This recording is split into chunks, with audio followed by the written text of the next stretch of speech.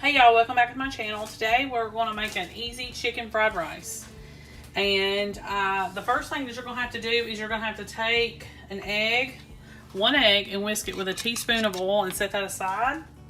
And I've already done that.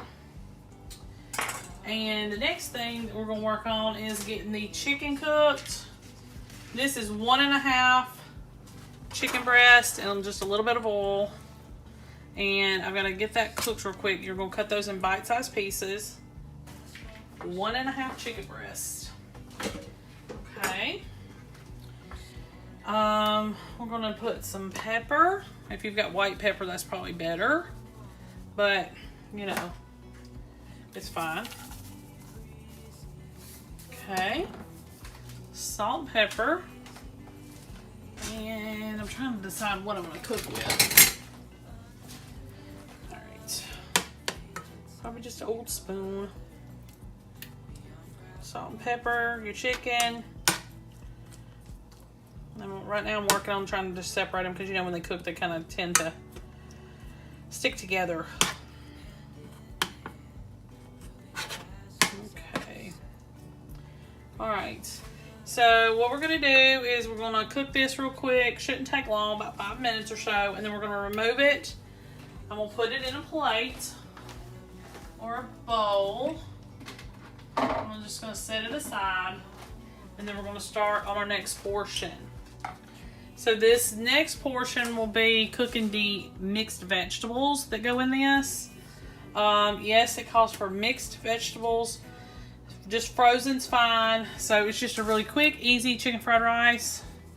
Is it going to taste like takeout? Probably not, but you know, nothing can taste compared to that probably. So we're going to go ahead and get this cooked, and I'll be right back. Okay, y'all, so we're going to go ahead and take this out. Set this aside.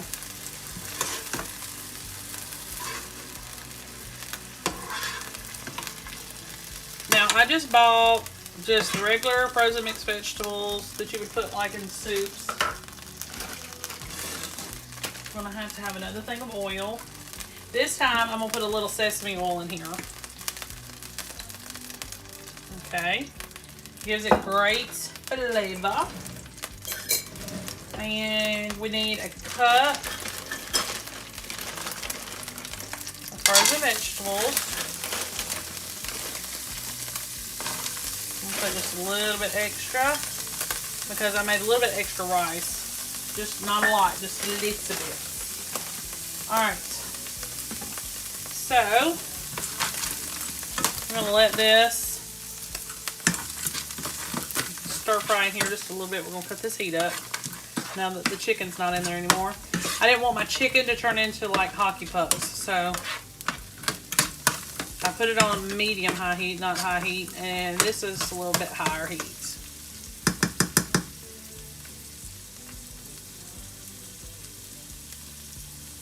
Okay.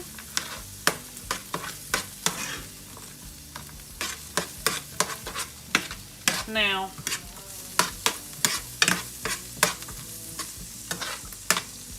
stir this around just a little bit until it's a little bit tender. I'm going to go ahead and add a little bit of garlic powder. You can use fresh garlic if you want to.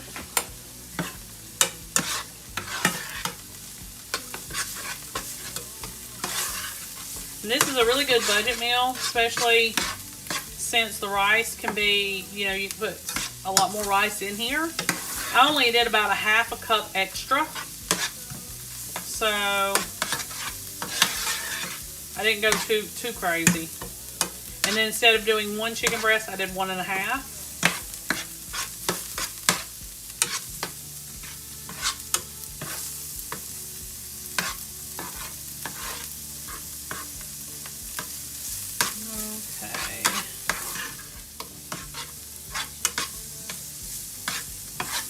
Alright.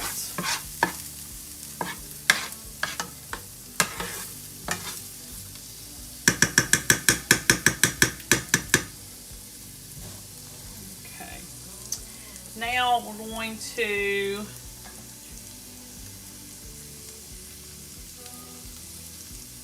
push the frozen vegetables aside. We've already added our garlic. We let it cook a little bit. And now we're going to add our egg with the oil in it. And I'm just going to scramble this egg. And it's okay if the vegetables get kind of caught up in it just a little bit, it's fine.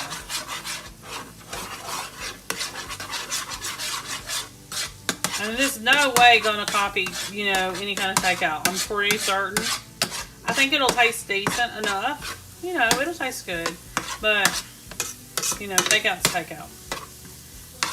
But your sesame oil will help you a little bit with the taste.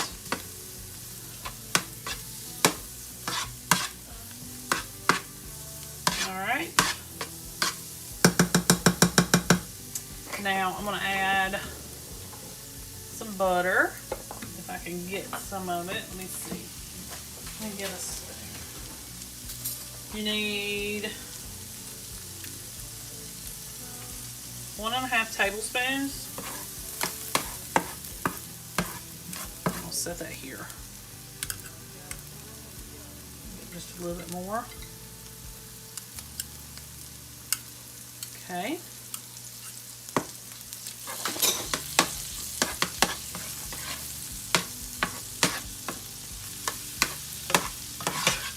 I just left my vegetables in there because they weren't completely tender. But, alright, they'll be fine. Alright, now put your chicken back in. Stir.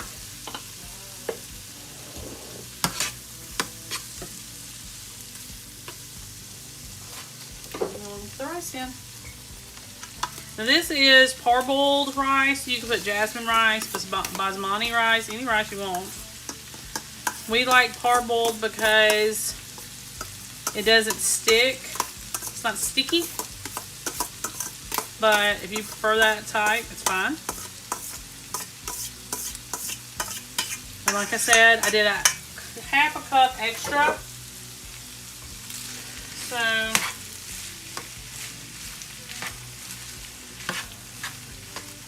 right now I'm just stirring all this together. 1.5 cups. This was 1.5 cups of dry rice. And it turned into about 3.5 cups. Okay. And now, I'm just stirring everything together.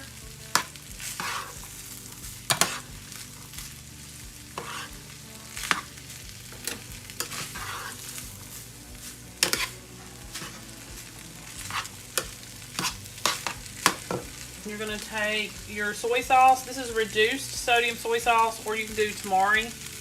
You're going to need about 4 tablespoons, which is equivalent to about 1/4 cup or so. I may have to add more because, like I said, I did put a little extra rice in here.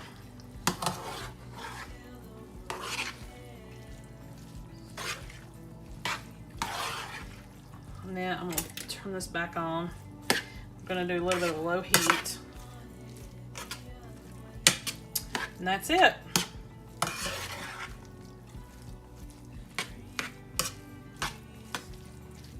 Alright, you may want to taste it to see if maybe it needs a little bit more salt, more pepper, a little bit more sesame oil. You can always add that after. That's fine. I wouldn't go crazy. I would just add just a little bit.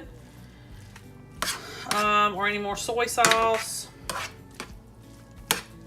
But that's it. Hey y'all, welcome back to my channel. Today we are going to make something called buttered noodles. So right now I've got some bouillon and some water boiling. And I'm going to add some linguine noodles. And this is going to be a side for our pork chops tonight. I'm just turning the pork chops over the skillet, not doing anything special, just some salt and pepper.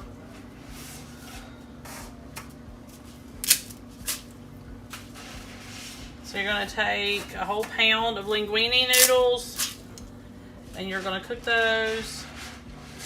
And then I'm gonna take them out of this water after we reserve some.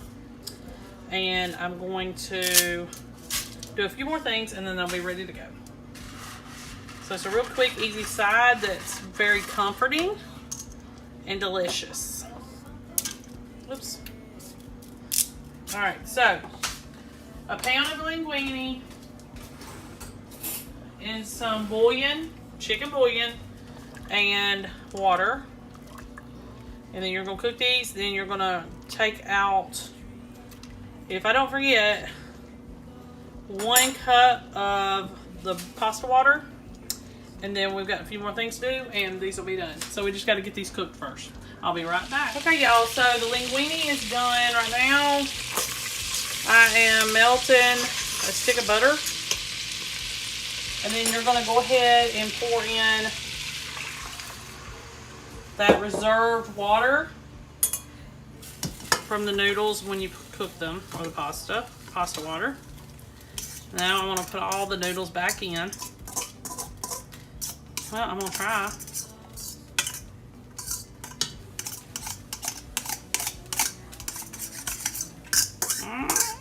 driving me crazy. Sorry, y'all. Just gonna use my hands. Stuck to the colander. Okay, that'll be good enough. Okay. All right. So I don't have fresh garlic, so I'm gonna put some garlic powder on this. Generous amount, probably a good teaspoonful if you're going to use garlic powder. And then I'm going to hope this is going to be enough water, because you're making a little sauce with the butter and the pasta water. And I have this on low. Okay.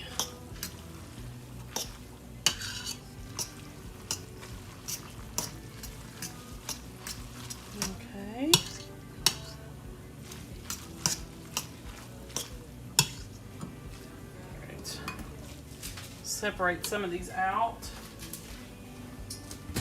for someone so that they have them, and then we'll go ahead with the rest of the recipe, which is not much. It's real simple. What's funny is I used to make something very similar to this for my children when they were little. I didn't go all out like this one does, but it was very, very close. And they still talk about it till this day, about how they loved it.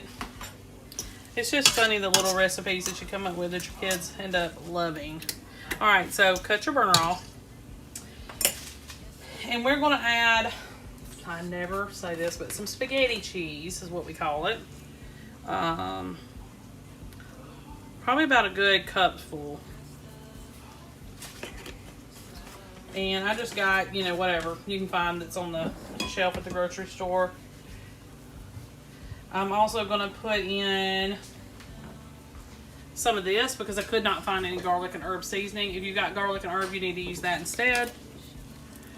I'm just going to put a little bit of this in here. And I want to kind of mash these little bits. Okay. A little bit of parsley. A little less than a teaspoon. You can put more in if you like it. And then a little bit of kosher salt and some pepper. And that's it. You're all done. Alright, let me get this plated up and I'll come right back. Okay, y'all, so this is the finished product. Really simple. Just remember, take your 1 cup of broth out from the pasta water. You need that for sure.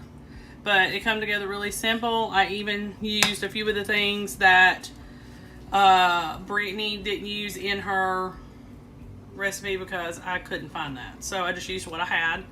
And it's pretty cheap. I just had to buy the linguine noodles, but I'm pretty sure you could use spaghetti noodles as well. Okay, make sure you like and subscribe.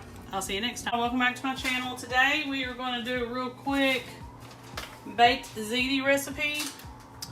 I've already cooked my pound of ground beef and my onion. I've already chopped that up. I've cooked them both and I've drained it.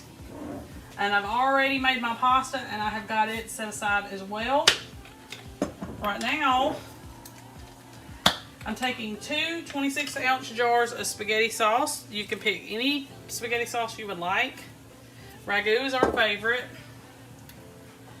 So that's what I'm putting in here. And I'm going to stir this.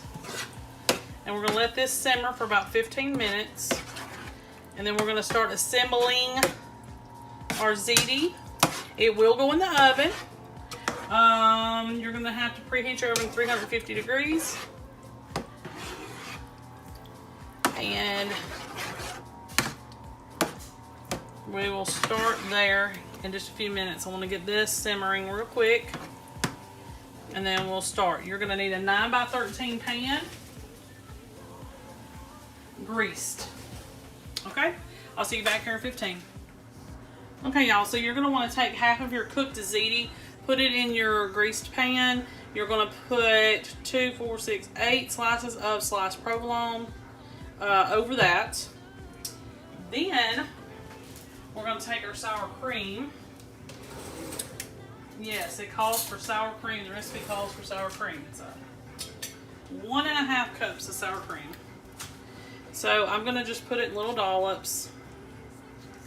And then I'll spread it out. Hopefully I won't have any problems.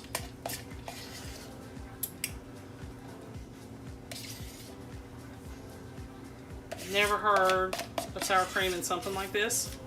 So it's kind of a, I was like, you know what? We're just going to do it.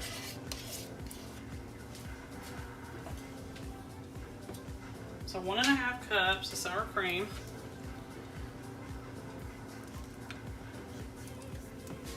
And I'm going to be kind of sparingly with it because I'm just not sure. So just kind of carefully spread it out. Best you can.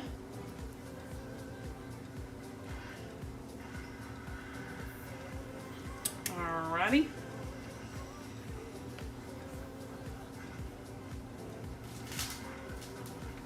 Okay. Then half of the meat sauce.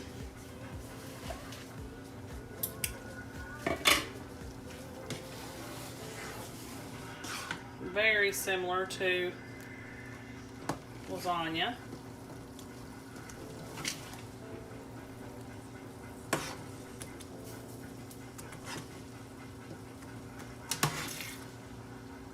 Okay.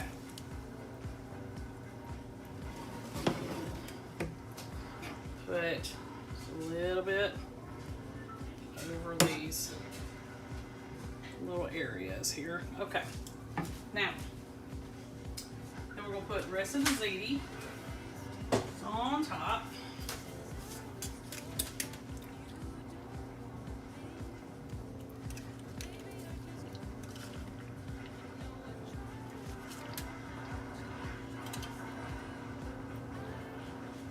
Okay.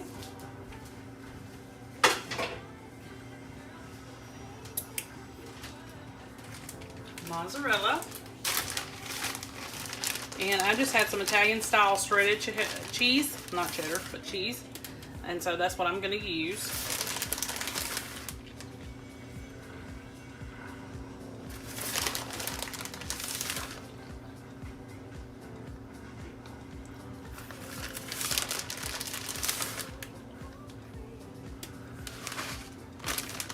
And I'm sure that was more than a cup.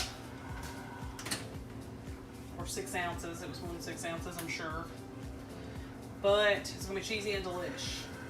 Okay, and then the remaining sauce.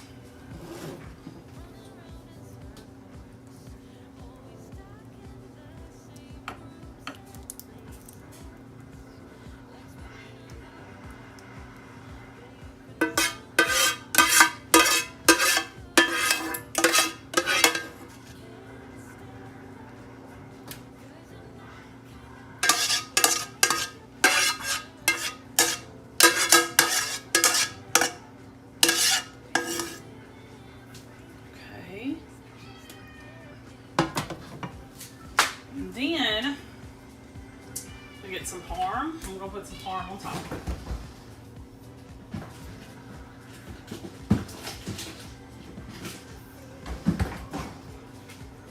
So you're supposed to put 2 tablespoons worth, but you know, I'm not sure we'll do that, but.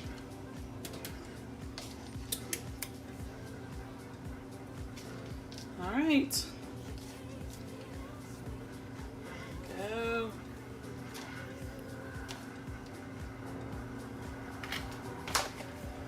Okay. Preheated oven, 350 degrees for about 30 minutes until everything's melted and heated all the way through, because everything's basically cooked. We just need to mix all the flavors together. All right, 350 degrees for 30 minutes. I'll see you back here when it's done. Okay, y'all, so this is the finished product. We got done 30 minutes. It's got some stringy cheese. Everybody loves stringy cheese, and I paired it with some garlic bread. We have this kind of garlic bread with everything. We just get the cheap French bread loaves at Walmart, cut them, put butter and garlic salt on them, really good. This may need a little bit of salt, but other than that, I think it's going to turn out great. Hey y'all, welcome back to my channel. Today we are going to make a real quick casserole, chicken broccoli rice casserole. And you're going to need to preheat your oven to 350 degrees. And go ahead and spray your 9x13 pan and set it aside. And we're going to need 2 packets of Knorr cheddar broccoli rice. I couldn't find Knorr brand, so I had to get the generic cheddar broccoli. I'm going to put it in a big bowl. And I'm going to mix all this together and put it in the pan. I had some shredded chicken left over from another recipe, so I went ahead and I'm going to use that instead of cooking more chicken. And I'm going to need 2 cans of cream and chicken soup. Put that right here.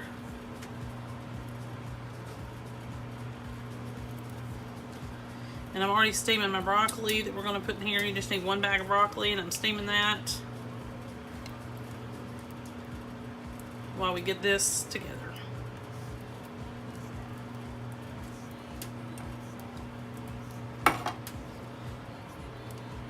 Another can.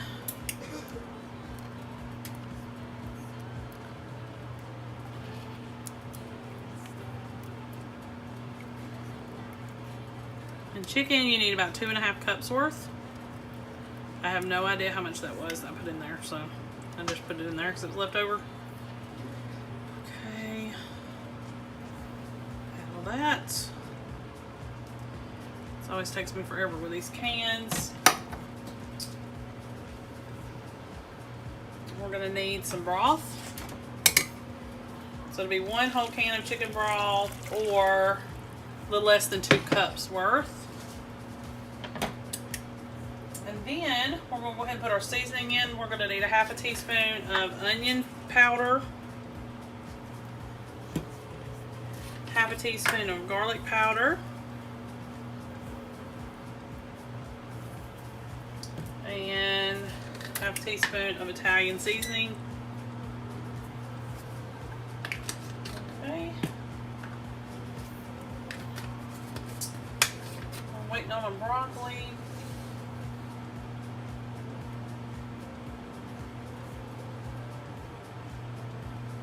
Okay. Go ahead and mix this up.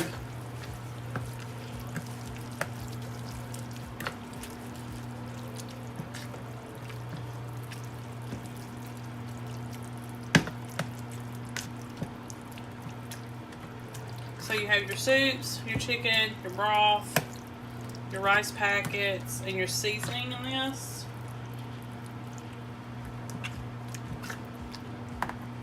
It's really quick and easy.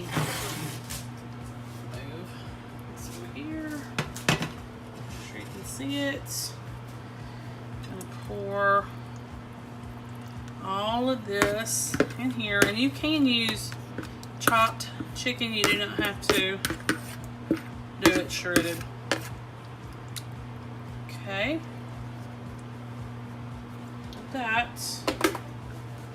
And then we are going to take out our broccoli.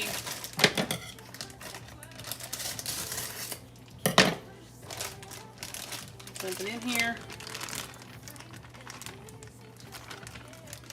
And I just did a bag of florets.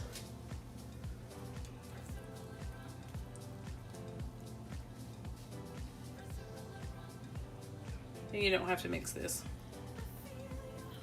Just kind of move it around a little bit. And then 2 cups of shredded cheddar cheese.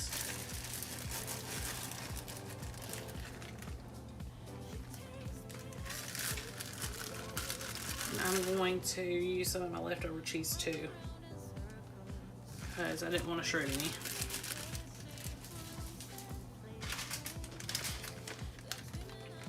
Some leftover cheese that I have. Sprinkle all that on.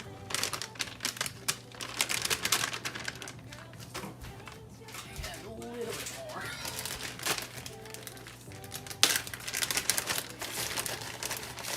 Just a little bit.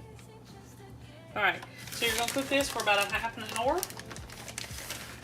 And should be brown and bubbly. Brown on the edges and bubbly.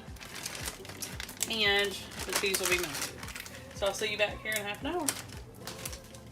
Okay, y'all, so this is the finished product. Does not take long at all. And it's ready to go. You'll see brown, crispy edges, just a little. And then, even though I steamed this broccoli, it can finish cooking in the process, and then it shouldn't take long for the rice to cook. So I'm just gonna let it sit here and cool, and it'll just continue to cook the rice. So real easy and quick. Didn't take much money at all to make. I think the rice packets, since they were generic, were like $1 and something. Like $1.25 or something. And then the broccoli was like $1. And then I already had the cheese on hand, but that would be a couple bucks also. So you're talking about a $5 supper. Not counting the chicken. So if you count the chicken, maybe $7 at the most. I mean, at the extreme most. Okay. Make sure you like and subscribe. I'll see you next. Okay, y'all. So let's start this day with a crock pot video. We're going to do a slow cooker, buttery beef and potatoes. It's real simple. You need to spray your crock pot insert, and we're going to put in 1 to 2 pounds of chopped red skin potatoes. You don't have to do red skin. If you have something else, it's fine. And you can peel them if you want to. Okay? And then we're going to go ahead and put in our meat. Recipe calls for 2 pounds of stewed meat. I'm going to do about 3. Just so that I have a little extra. I want to do that without changing anything else. I may put in an extra onion soup mix. Instead of just 1, we'll just do 2 to make sure it's extra flavorful. But I've got a long day today, and then I want this to be cooking while I'm doing all the work that I've got to get done. Okay.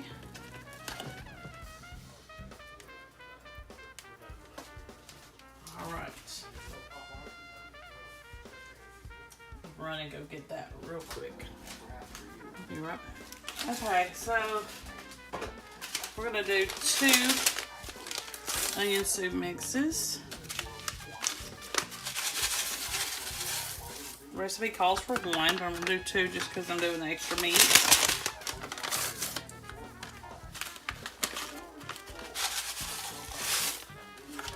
Alright.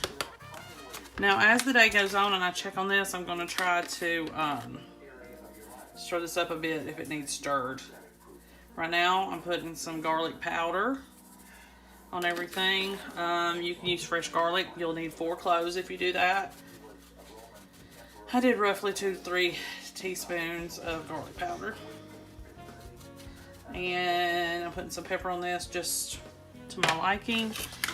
You're supposed to also put 6 tablespoons of butter. I'm going to do a whole stick.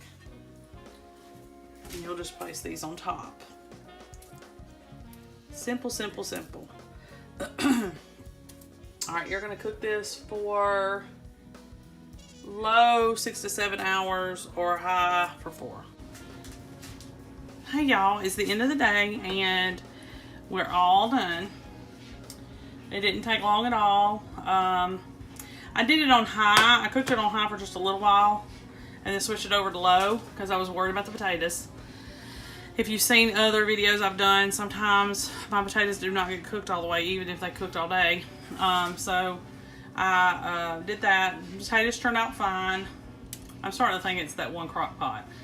But anyway, season tastes fine. I may put some of my, what is it called? Buttery steak seasoning on these for myself. My family members don't really care for it, but it tastes fine. It needs a little bit of salt. And we're going to serve this with a little bit of bread. And that'll be supper for tonight. Hey y'all, welcome back to my channel. Today we are going to work on a crock pot video. This is crock pot Mississippi meatballs. And we're going to use frozen meatballs, which I'm a little bit afraid of. I found these at Walmart. The Walmart brand are not good to us. So I'm going to try these. We're going to see how it goes. I don't know. So hopefully it won't be for nothing. So what you're going to need to do before you put anything in the crock pot, you need to get you a bowl. You need to put in a pack of au jus.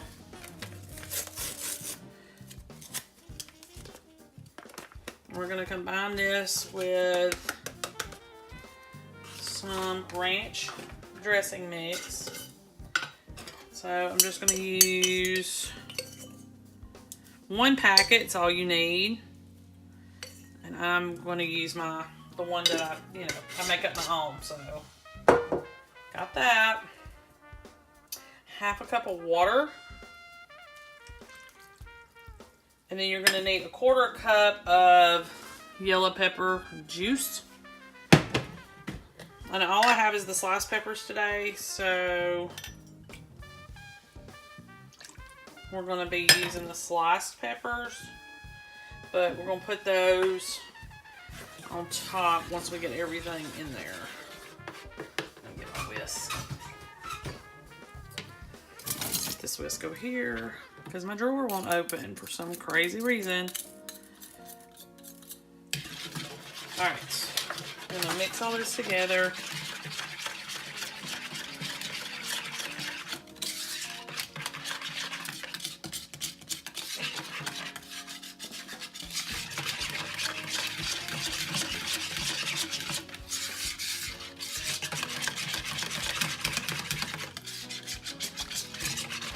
Okay. Now,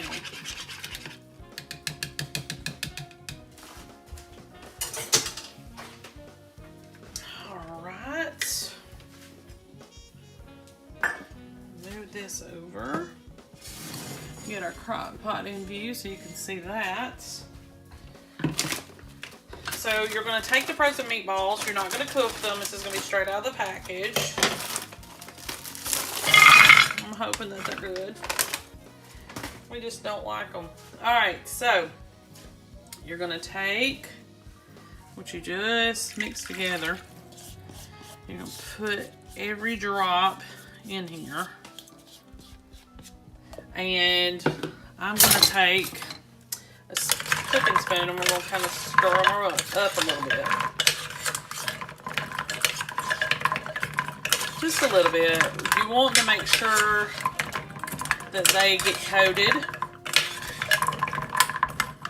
Okay. Alright. Now, stick of butter. You're going to need a stick of butter. Whole stick. And we're going to slice this up No rhyme or reason. Just slice it up and scatter it throughout. And this is real butter. This is not margarine. And I got it straight out of the fridge. That's why it looks like it does. So, we're going to spread all this out. Make a big mess. And then, the last thing that's going to go on top is the pepperoncinis, or the yellow peppers. Now, you use 8 whole ones. I'm just going to use sliced. If a little bit of the if a little bit of the juice gets out, it's fine.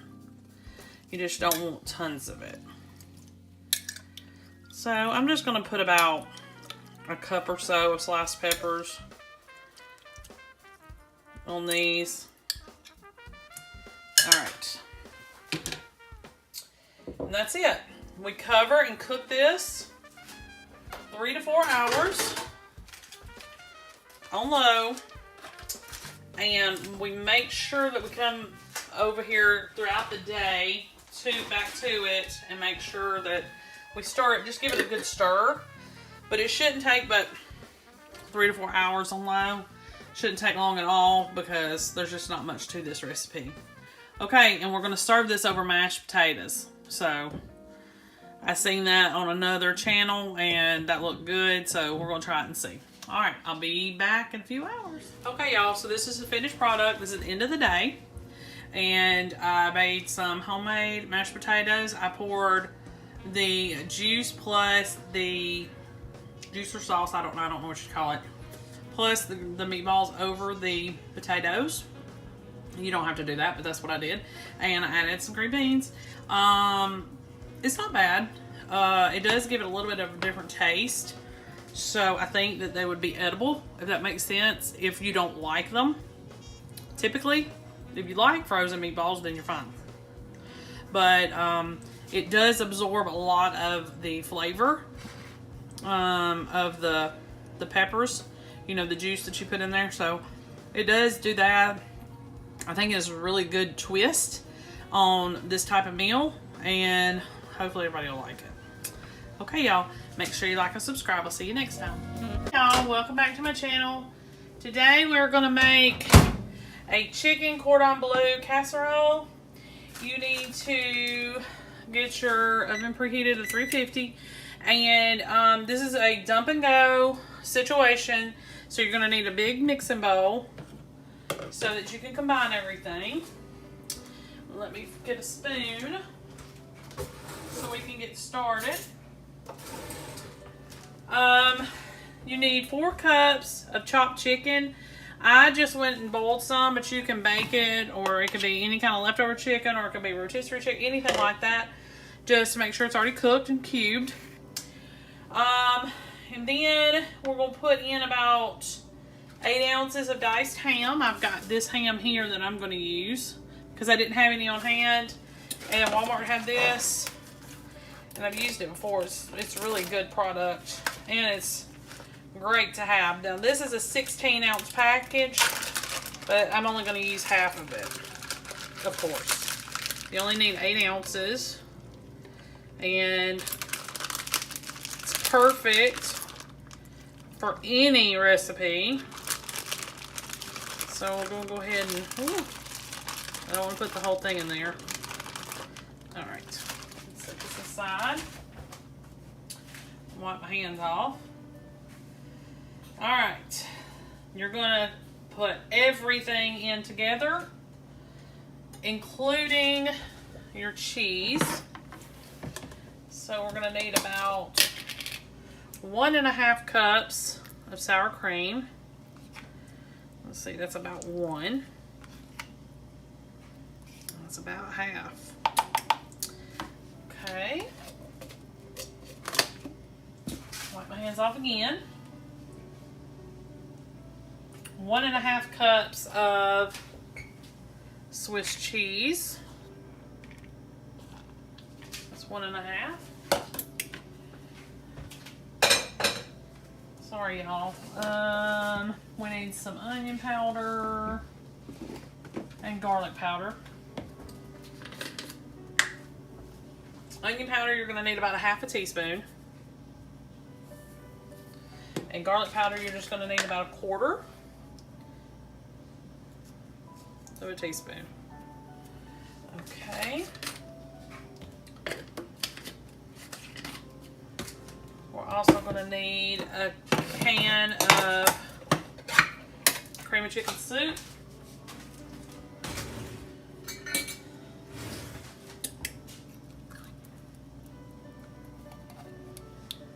Just one little can. If you can use the lower sodium variety, you probably need to. But I didn't have it, so I'm just hoping this won't be too salty. Okay. And that's it. Straw this together. Chicken, ham, cheese, soup, and seasonings.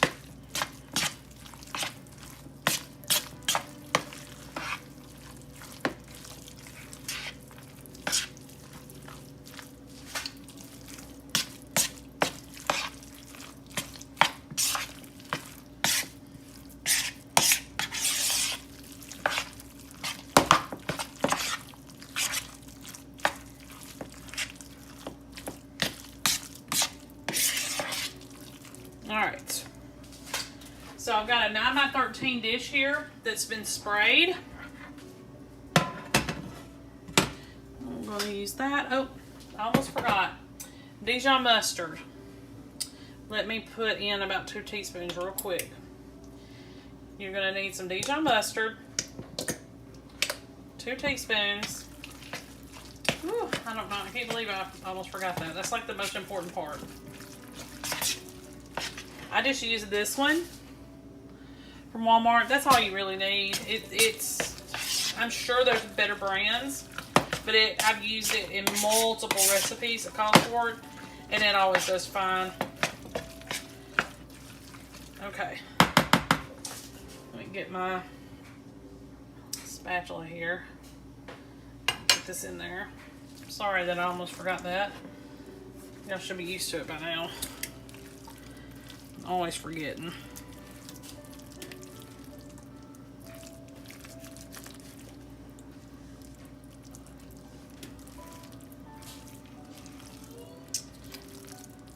Okay.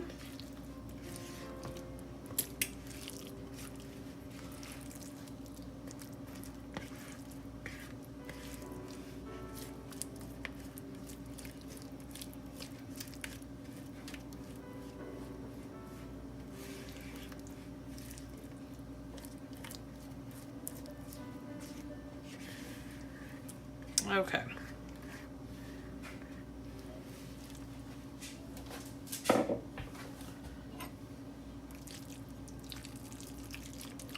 Spread this out. And then I'll wipe my hands off because again, it's messy, messy. Alright, so I melted a half a stick of butter over here, and then we're going to need a sleeve of Ritz crackers.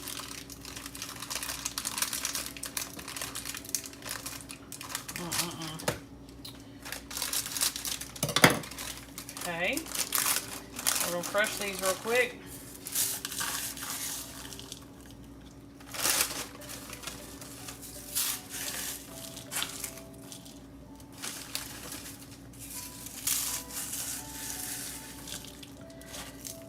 We're going to crush these real quick. We're going to add our butter. We're going to put everything on top, and it's ready to go in the oven. Really quick, really simple casserole.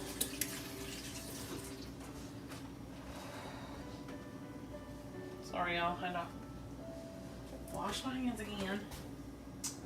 Grab a spoon. So add your butter and your crackers together. Stir everything up.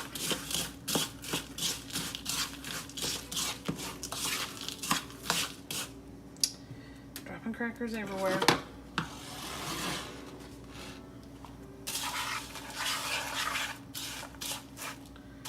And sprinkle these all over.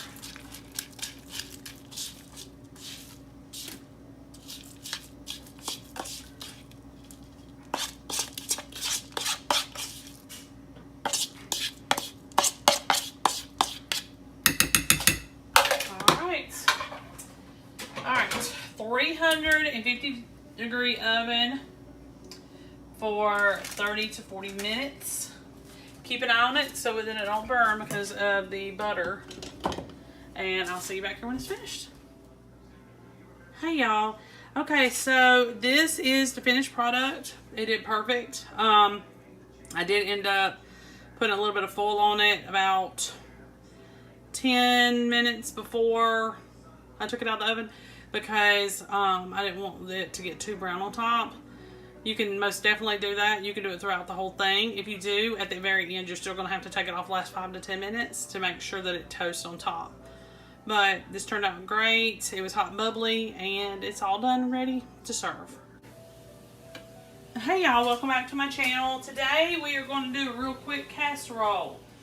And this is a dump and go type casserole, one bowl, and we'll have all the ingredients stirred up together and we can add it to our dish and put it in the oven and we are ready to go.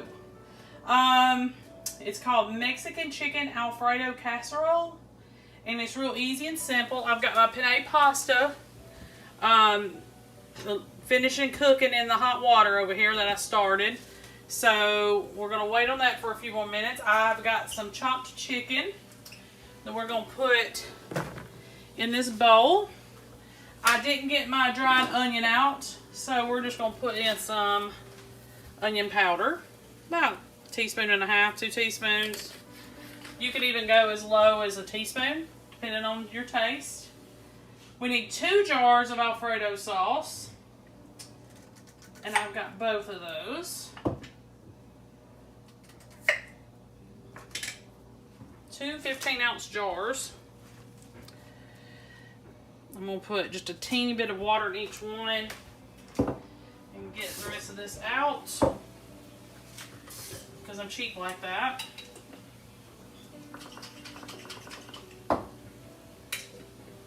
Do that real quick.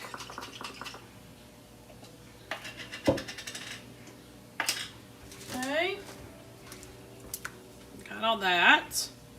Okay, now, let me wipe my hands off here.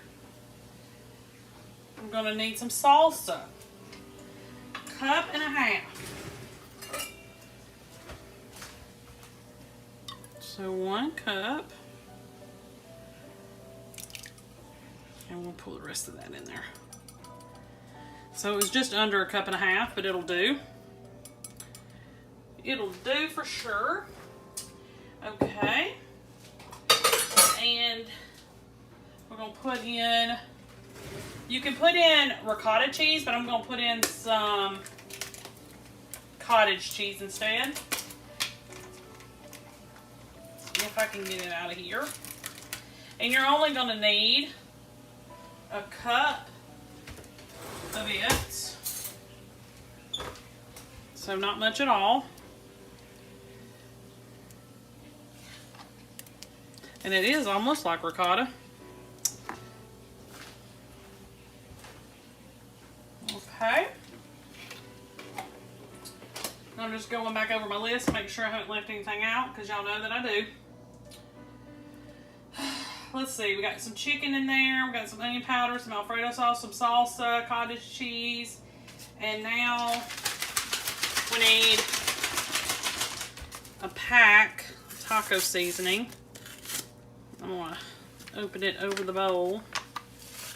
You're going to put that in there too. And I've already added our chicken. So we're going to mix all this up. We've got to add our pasta.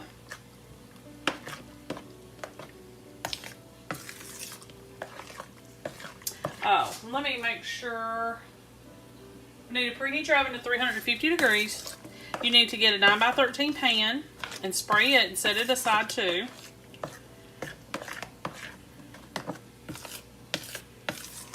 Always in a hurry. Always in a hurry. All right, let me get my penne and drain it real quick, and then I'll add it to this. I'll be right back. Okay, y'all. So I'm gonna switch spoons real quick. Little tiny spoon's not gonna get it. All right, 16 ounces of penne pasta, and I had a little bit of the protein type as well as the regular. Oh, big mess. Either forget something or make a mess. I don't know. I can't do it halfway. So I just mixed them together and threw them in together.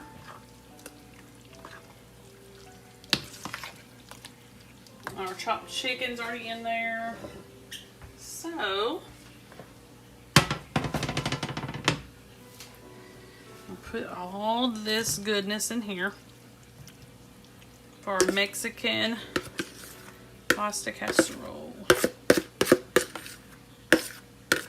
Okay, stir that around. Now, we're gonna bake this covered, but we have a little something that goes on top. Okay.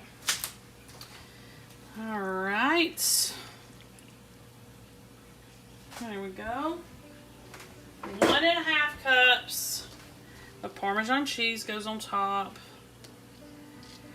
Now you could probably use that spaghetti cheese, but I go to the cheese section in Walmart and get the grated Parm. Comes in a little container like this. You can get a smaller container, or you can get this large one, but since I cook so much with it, and I use it on salads as well, I just go ahead and get the big one, and I took about 1/3 of that out. It's a 10 ounce, is it 10 ounces? Yeah, 10 ounce container. All right, so I'm gonna cover this with foil, and it's gotta cook for an hour at 350 degrees. And as soon as it's done, it'll be hot and bubbly and melted. The cheese will be melted. As soon as it's done, I will take it out and I will show y'all, and I will be right back in an hour. Okay, y'all, so this is a finished product. It smells great, and we can't wait to try it. If I could change anything, maybe add some chopped red bell pepper, just a little bit, to give it a little bit of color. But it smells good. It smells like it's going to be very Mexican-y. And hot and bubbly it is. So we're going to put this on the table, and I may serve it with some rolls, or some corn chips, or even some tortilla chips, or with nothing. It'd probably be just as good without. Okay, make sure you like and subscribe. I'll see y'all next time. Strawberry dump cake. Silly me. I only remember that it took 1 can of pie filling. So remember this, when you do this recipe, you need to do 2. But I'm just going to go ahead and go with it. It's just going to be a little bit more cake than fruit. And the next time I'll try to do it the right way. There's tons of different variations to this that you could do. But I just decided to go with strawberry. So I'm going to spread it out. You would need 2 21-ounce cans. Okay, so you need to set your fruit aside and mix up the next portion of your recipe.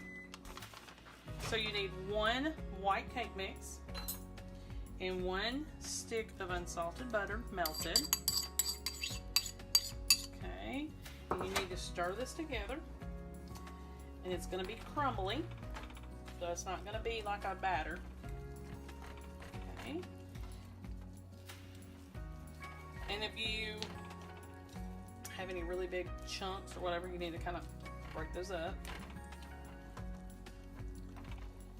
And I think it's going to be fine.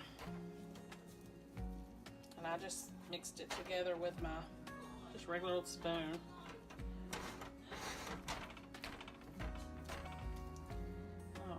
Okay.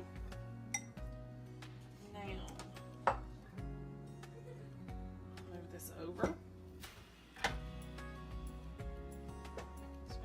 this back. And we're going to try our best to spread this out without making a mess. But I'm pretty certain I'm just going to have to drop it because of the way it is. It's very dry. I've never made one of these, so I'm not really sure what to expect. So I'm kind of just pinching it off, putting it in different places.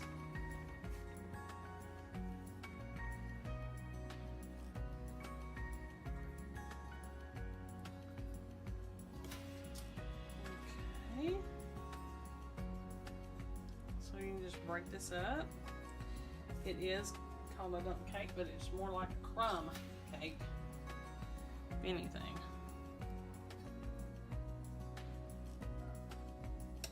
I would say it's probably going to be very similar to like a peach cobbler, a homemade peach cobbler, with the soft kind of topping.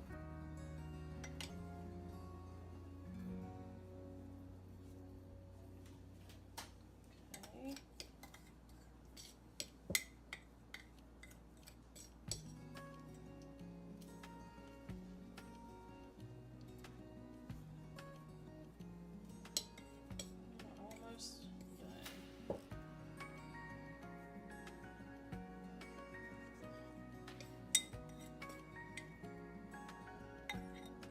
Alright, now put this off there. Bake it for 30 minutes or until the sides are hot and bubbly.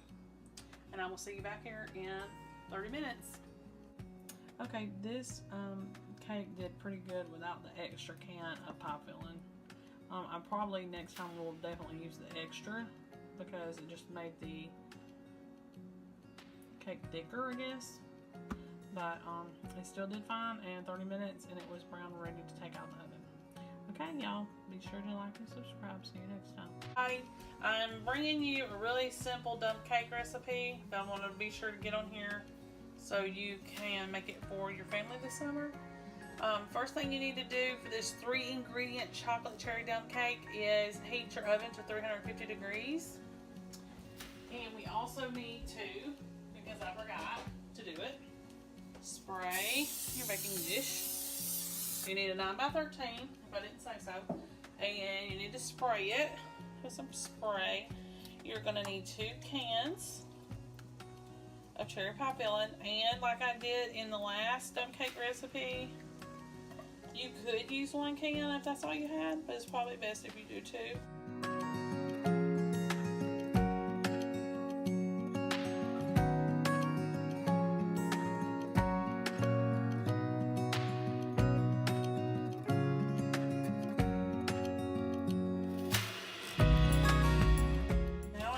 Take your devil's food cake and sprinkle all over the top.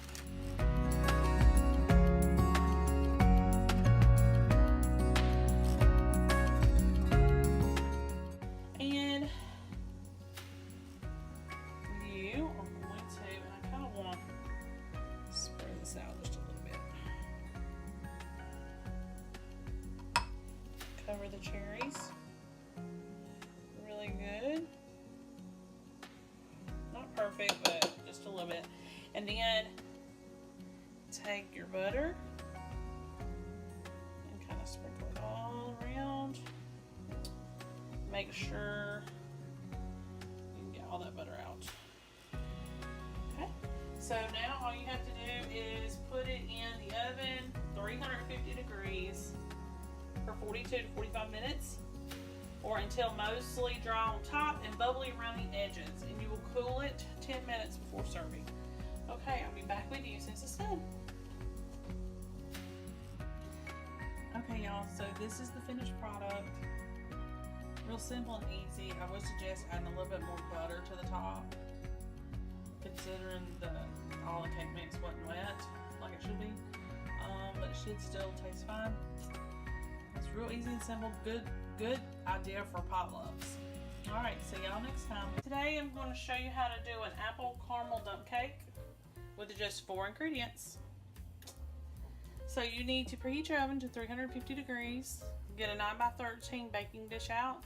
Go ahead and spray it with your non-stick cooking spray. You're gonna need 2 apple pie filling, and I think they're 21 ounces each. So this is like the perfect fall dessert. All right, spread that out on the bottom of the pan. Okay. And then I'm going to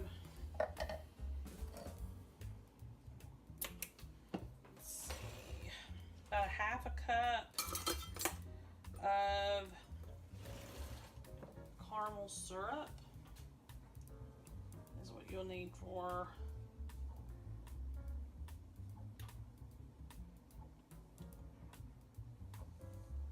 okay. So you'll take this and you'll drizzle over.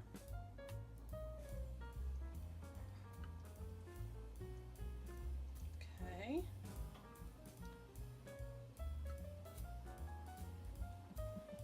Got that. Okay, so what you're going to do is you're going to take this and set it aside for just a second so we can get the topping ready. It will be 1 box of yellow cake mix,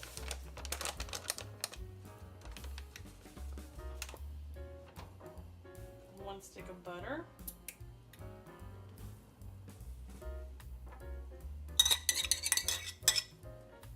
just stir this up.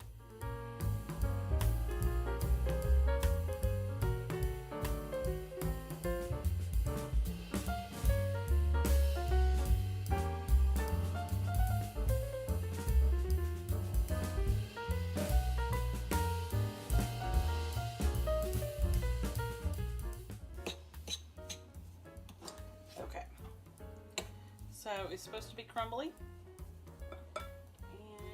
Bring back our baking dish. Okay. And you're going to put the cake mix and the butter mixture over the top. You need to kind of break up the big pieces to where you have enough to cover it. At this point, it just feels kind of like biscuit dough in a way. And it's okay if it's crumbly. So the real big pieces I'm just going to break up. And then the rest of it I'm just going to pour on top.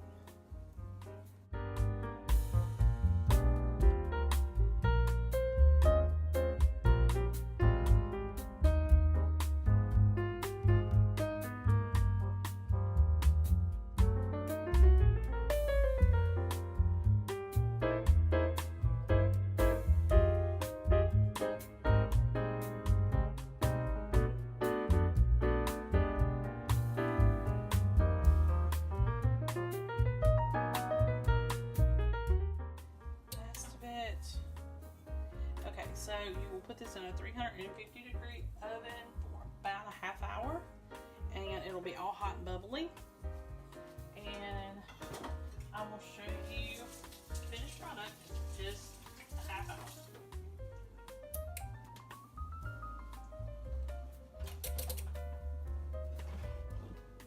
Okay, y'all, so this is out of the oven now. It has cooled. And I'm going to go ahead and take some of the caramel syrup and just put it on the top, just for that extra little taste of flavor.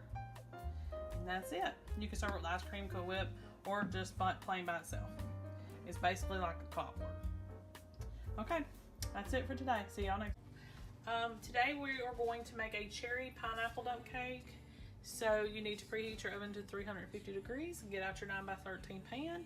And let's get started. So you're going to take cherry pie filling and you're going to put that in the bottom of your baking dish. That'll be your first layer. And then you're going to take a can of crushed pineapple.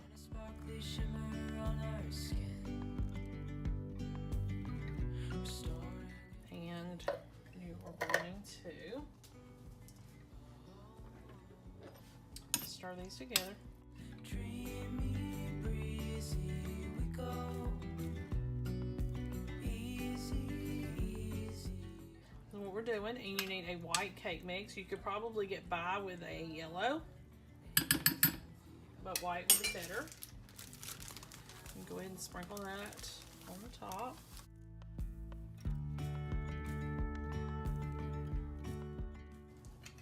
And then I kind of swish it around a little bit, kind of move it around, make sure everything's covered.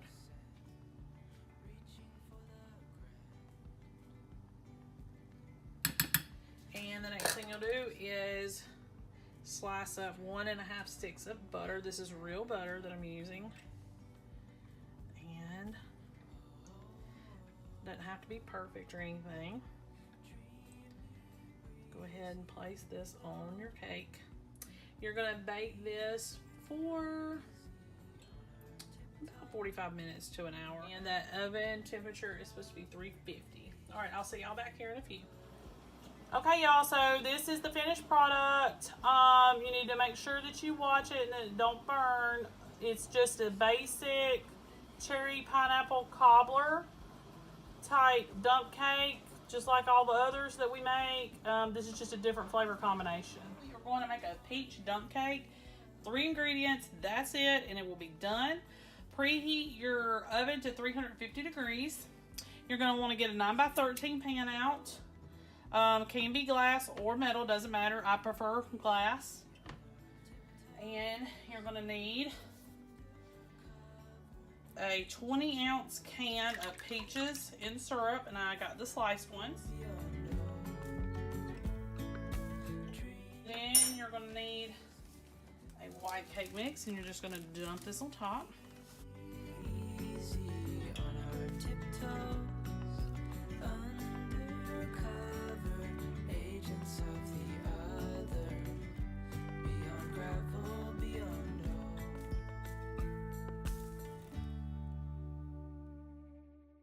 You don't have to get a name brand. This one is a name brand, but you don't have to. Just kind of make sure your fruit's covered best you can. Okay, and then you need 1.5 sticks of butter, and I use real butter. Hey, now that our names are written in stone, let's be honest, sounds like home. Still I'm here alone and I'm calling your phone. I wish I could wipe my own memory out. I wish I could dream about somebody else. I wish I could talk when the silence so loud. All right, that's it. Bake it uncovered, 350 degrees for about 45 minutes to an hour, and then it's done. I'll see you back here when it's done. Okay, y'all, so this is the finished product. I let it rest a little bit before I served it, and you can put vanilla ice cream on top or some Cool Whip, but it's really cheap and quick and easy, and only 3 ingredients. Today we are going to work on a crock-pot video. This crock-pot video is called Crock-Pot Creamy Potato and Ham Soup. I had some ham that I wanted to get rid of, so I decided I needed to find a recipe to combine with that, maybe some pantry ingredients, and that way I could, you know, get rid of what I have. So here we are.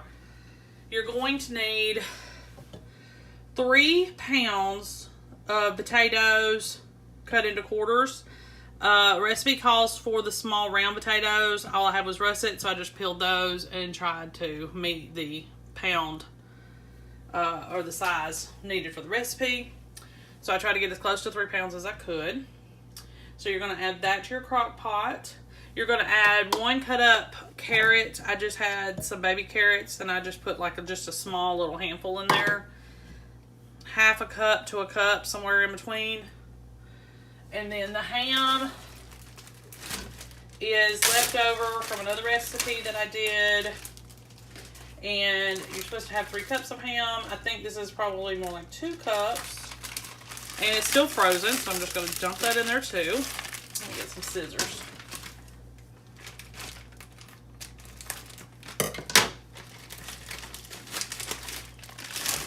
And it's good ham, but you can use any kind of leftover ham that you have, especially after the holidays. This may be a good recipe for that. Also, 1 medium onion cut up. So we got that in there. And we're going to add some spices now. Some herbs, some spices. Calls for 2 teaspoons of parsley. I'm just going to put what I have in this little jar, which is about, not 2 teaspoons. It's probably 1 to 1.5. Not a big parsley fan. Now this one, love thyme. Thyme is like one of my favorites, and you're going to need about a teaspoon of thyme. Love thyme. Alright, and some pepper. Black pepper preferably, but you could use any type. And that's it as far as ingredients go until we get to the other part of our recipe. And before, we gotta add this before we forget. I had some leftover chicken broth from some chicken that I was boiling yesterday. So I took the broth that was left over, put it in the freezer, and I was like, I'll just use that today. So I've been trying to do that so that my dishes that I make, recipes I make, are a little bit more flavorful. So we will have to come back. We have to add heavy cream and some instant potato flakes. And we got to do a little bit of work at the end of this. So what we're going to do is go ahead and put this on low for 6 to 8 hours. And then I'll come back this afternoon and show you the rest of it. And I think, let me look. The rest of the recipe should just take a little bit longer after we do the second part. So let this cook down, and then I'll be right back with you. Okay, y'all. So when you get to the point that your potatoes are tender, you're going to go ahead and take about half of those out, and you're going to mash them, and then you're going to add them back in. And they don't have to be perfect, just mainly mashed. And this is going to help thicken the soup, make it more stew-like. Then we're going to take 1.5 cups of heavy cream. Now I mixed mine with some milk, so it wouldn't be so concentrated. We'll go ahead and pour that in. And that's going to make it creamy, of course. So let me stir that. Now, at this point, it's very thin. It's not very thick at all. So I'm going to take 1 cup of instant potato flakes, and you're going to add those. You may not need the whole thing, so I'm just going to add it as I go.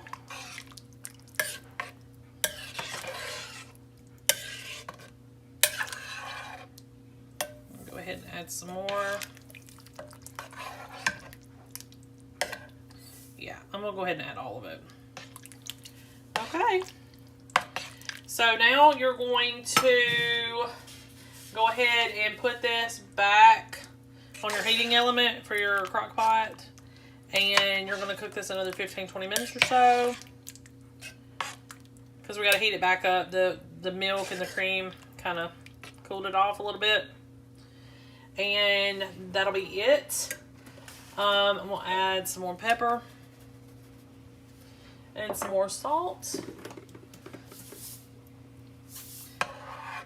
So I'm not going to show you the finished product because it's going to look the same. It's just got to thicken up just a tad. But really easy and simple. Perfect for the cold weather. and it shouldn't take much for you to make. It shouldn't take much time, and it shouldn't take much effort, and it shouldn't take much money. Okay, y'all, so this is the finished product. It thickened up nicely. I just 15-20 minutes in the crock pot on low, just a little bit past cooking time, with the mashed potato flakes added, and it did perfect. It thickened up to what I wanted it to. You may not have to use the whole cup of flakes, so keep that in mind. I would do it a little bit at a time just to see if it's your desired likeness. Okay, make sure you like and subscribe. I'll see you next time. Hey y'all, welcome back to my channel. Today we are going to make a pretty simple crock pot recipe. Everybody's heard of Mississippi pot roast. I've done Mississippi pot roast. I've done Mississippi meatballs. I don't even know what all I've done. This one's just another spin on that same recipe. This is crock pot Mississippi kielbasa. So we're going to go ahead and get started. You need to take 28 ounces of kielbasa, which is roughly just 2 packages of the regular size package. So, and cut those up. Sorry, lost train of thought. Cut those up in about 2-inch chunks. So they're going to be kind of large. Not sliced, but chunks. You're going to add those to a slow cooker that has been sprayed on the inside. So we got that done already. You're going to add 1/3 cup of water. You're going to sprinkle au jus gravy mix. So au jus gravy mix over the top of this, if I can get it open properly.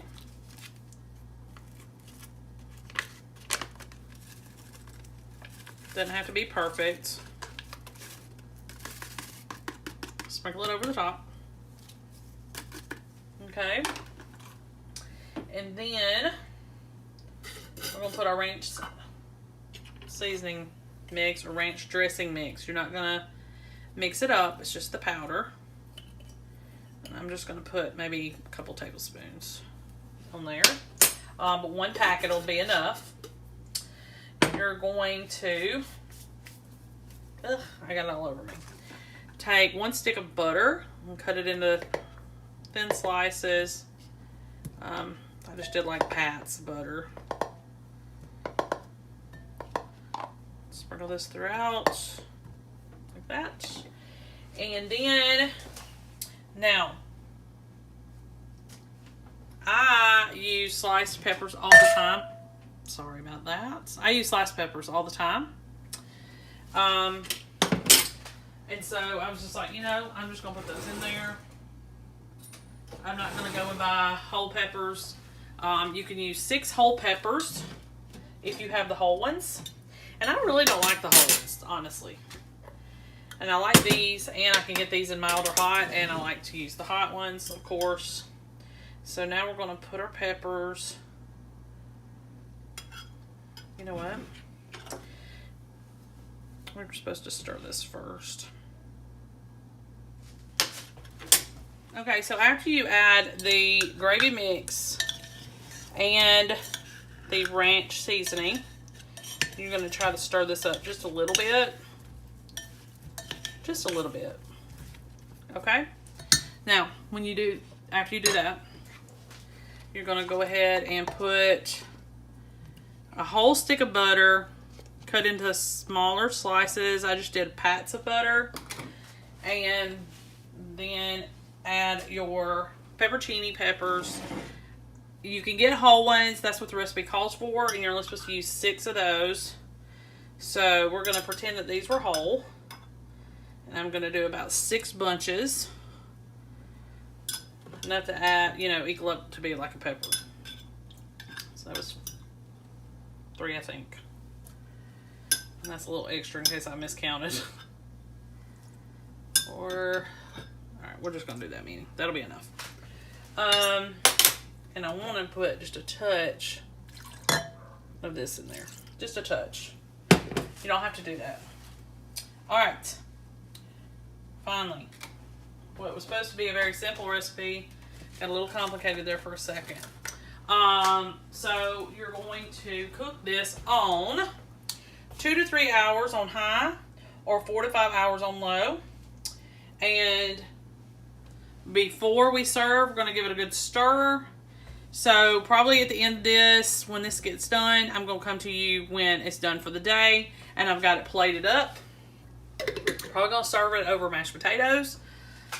And you could do that or you could do egg noodles. But I'll see you back here in a few hours. 2 to 3 hours on high or 4 to 5 on low. See you back here this afternoon. Okay, y'all. So this is the finished product. I put it on some homemade mashed potatoes. The juice from everything works as a good, real thin, like gravy or sauce, I guess. But it smells great. It smells like Mississippi roast. So hopefully it'll taste just as good. Make sure you like and subscribe. I'll see you next time. Hey y'all, welcome back to my channel. Today we are going to make a recipe that I have made tons of times. I think I've done at least one video on it, maybe more. But it's an oldie but a goodie, and it's freezing outside, so this is like perfect timing for this recipe. The recipe is called Crock Pot Creamy Ranch Chicken, and it only has 6 different ingredients. And right now we're going to do the little sauce part and get that mixed up and ready. So you're going to need a can of cream and chicken soup,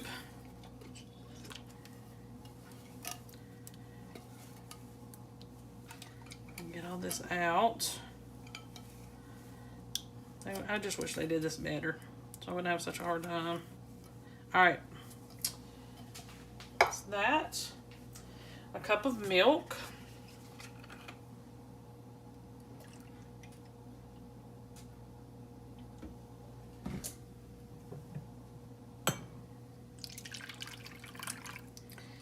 And a packet of ranch seasoning, ranch dressing mix, dry. Do not put it in wet. And I just usually do about 2 or 3 heaping tablespoons. Or you can use a packet, either one. Alright, we're going to whisk this together, hopefully, and not make a mess.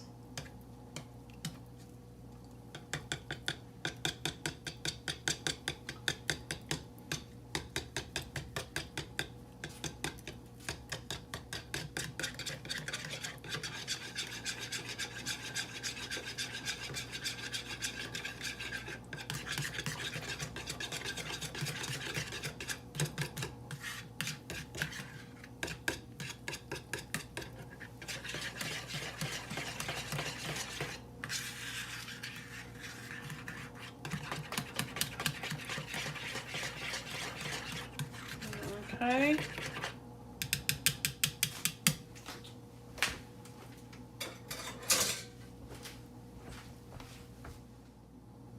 Okay, y'all. So, 4 russet potatoes peeled and cut into chunks. A couple of cups of baby carrots. I'm going to use what I got left in this bag, which is, should be about 2 cups. It's about 8 ounces, so. Potatoes, carrots, our chicken breast, boneless, skinless chicken breast. I only have these 2, but they're quite big. So, I'm supposed to use 4, but I've got those, and I think that'll be good enough. And then we're going to pour our little sauce over this.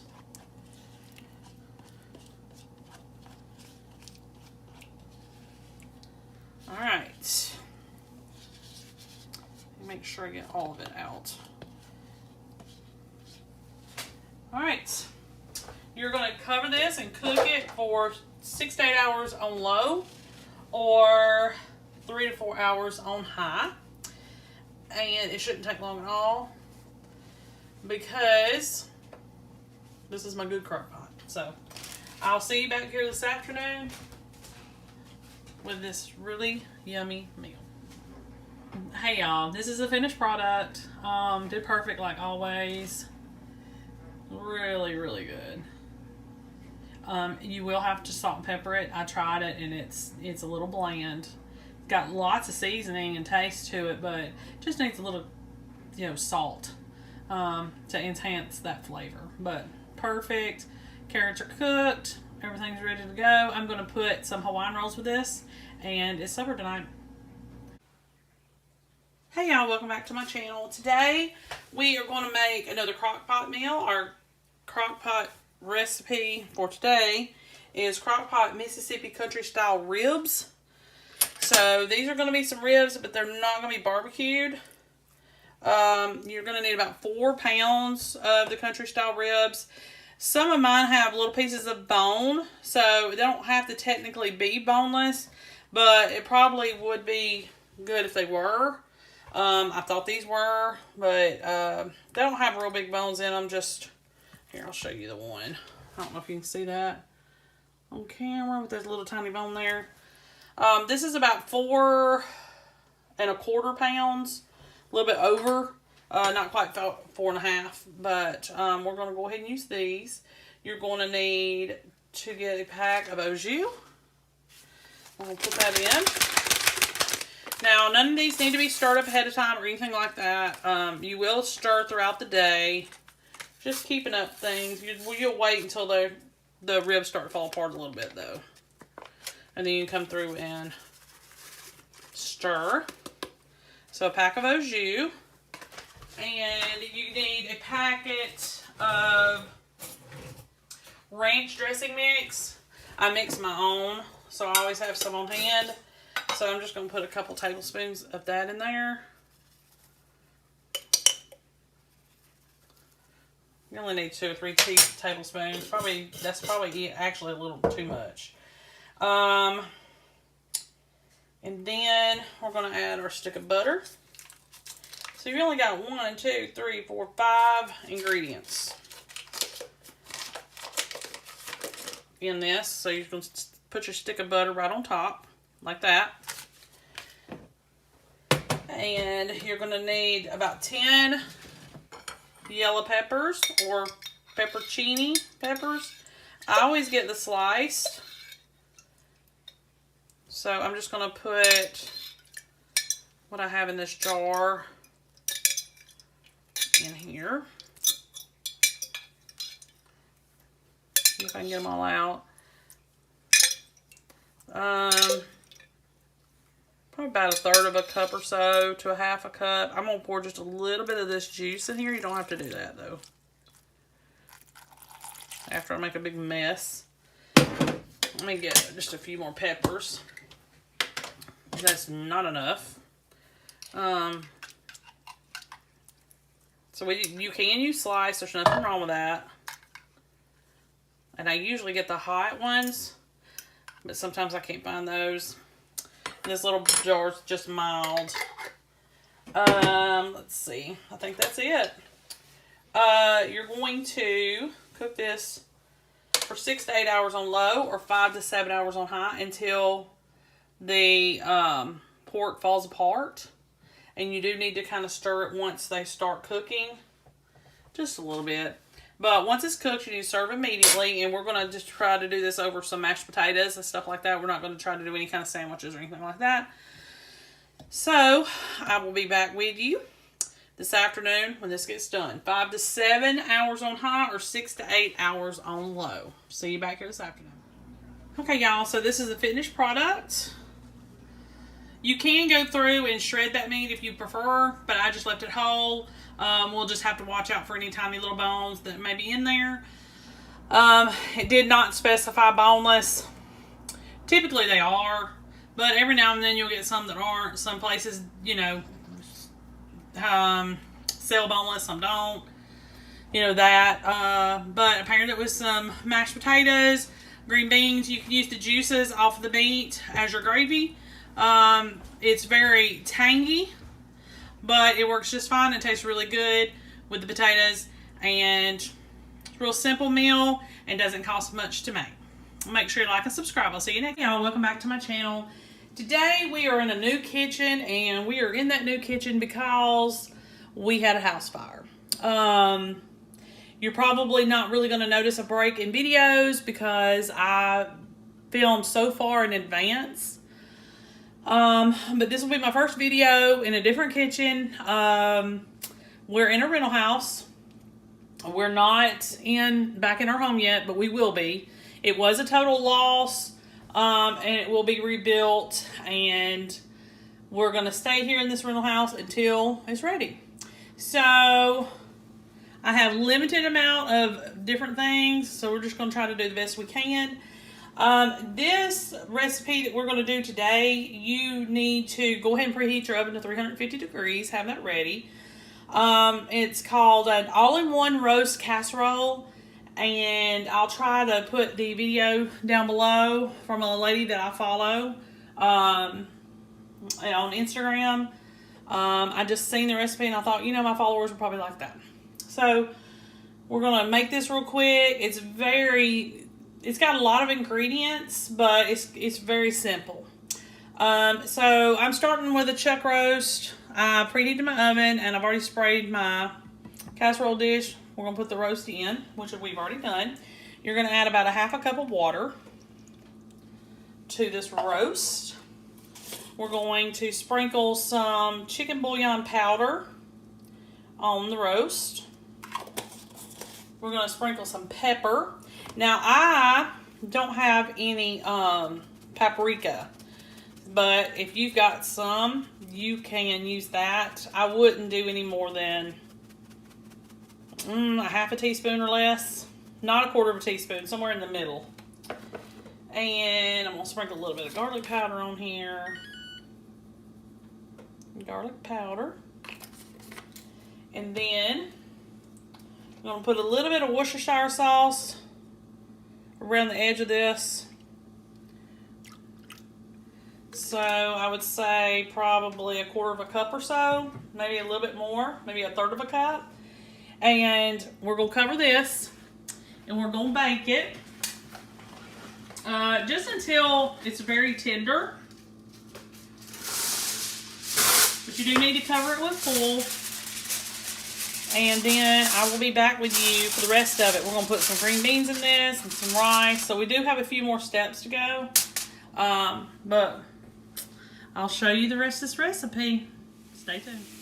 Okay, y'all. So while the roast is cooking in the oven, I went ahead and took 3 tablespoons of butter, 1 chopped onion, and just a little bit of chopped mushroom. I just took some fresh mushrooms and chopped them. Let's see. About 4 ounces is how many you need to put in there. Is the measurement for what you need to put in. So you buy sliced fresh mushrooms, and they come in like an 8-ounce container. You're going to take them and chop them up. You need about half that package. I didn't do quite half. So, because my husband's, he can't have too many mushrooms. He's allergic, sort of. So, I'm going to try to slip these past him. We'll see. Not deathly allergic. Just, I don't know. It upsets his stomach.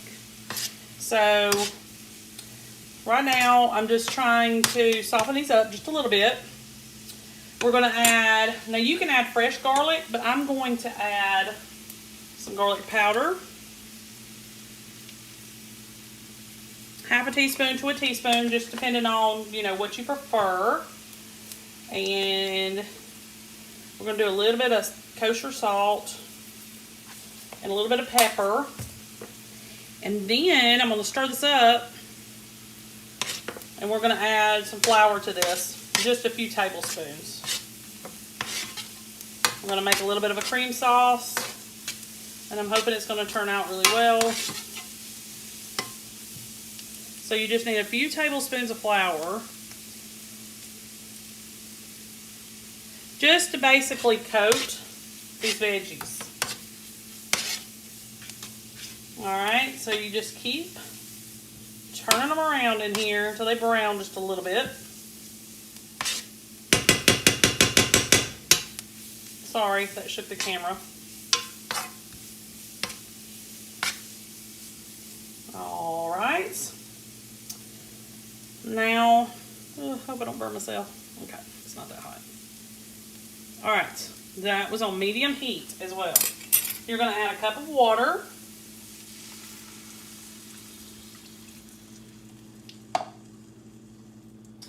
And a cup of milk.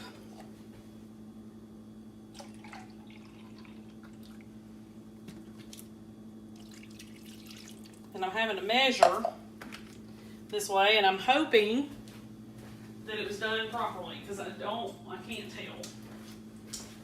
Alright, let me get my whisk.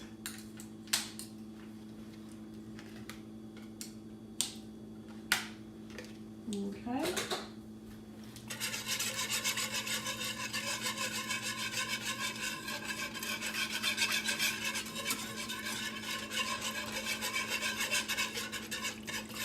So, we're going to simmer this for about 5 minutes.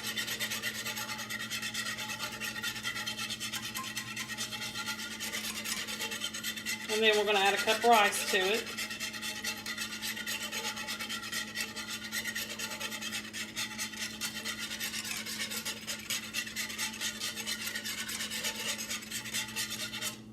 Trying to make sure that we get our lumps out. That's why you need the whisk. It'd probably just be best to use a whisk, kind of get those lumps out.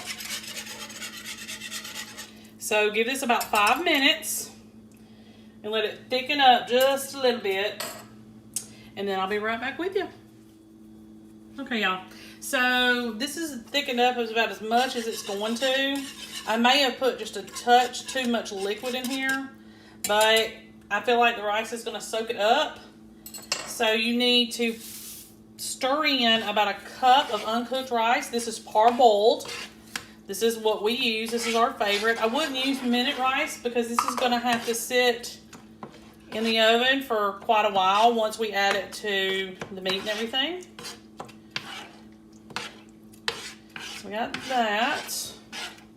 Mix your cup of rice in there.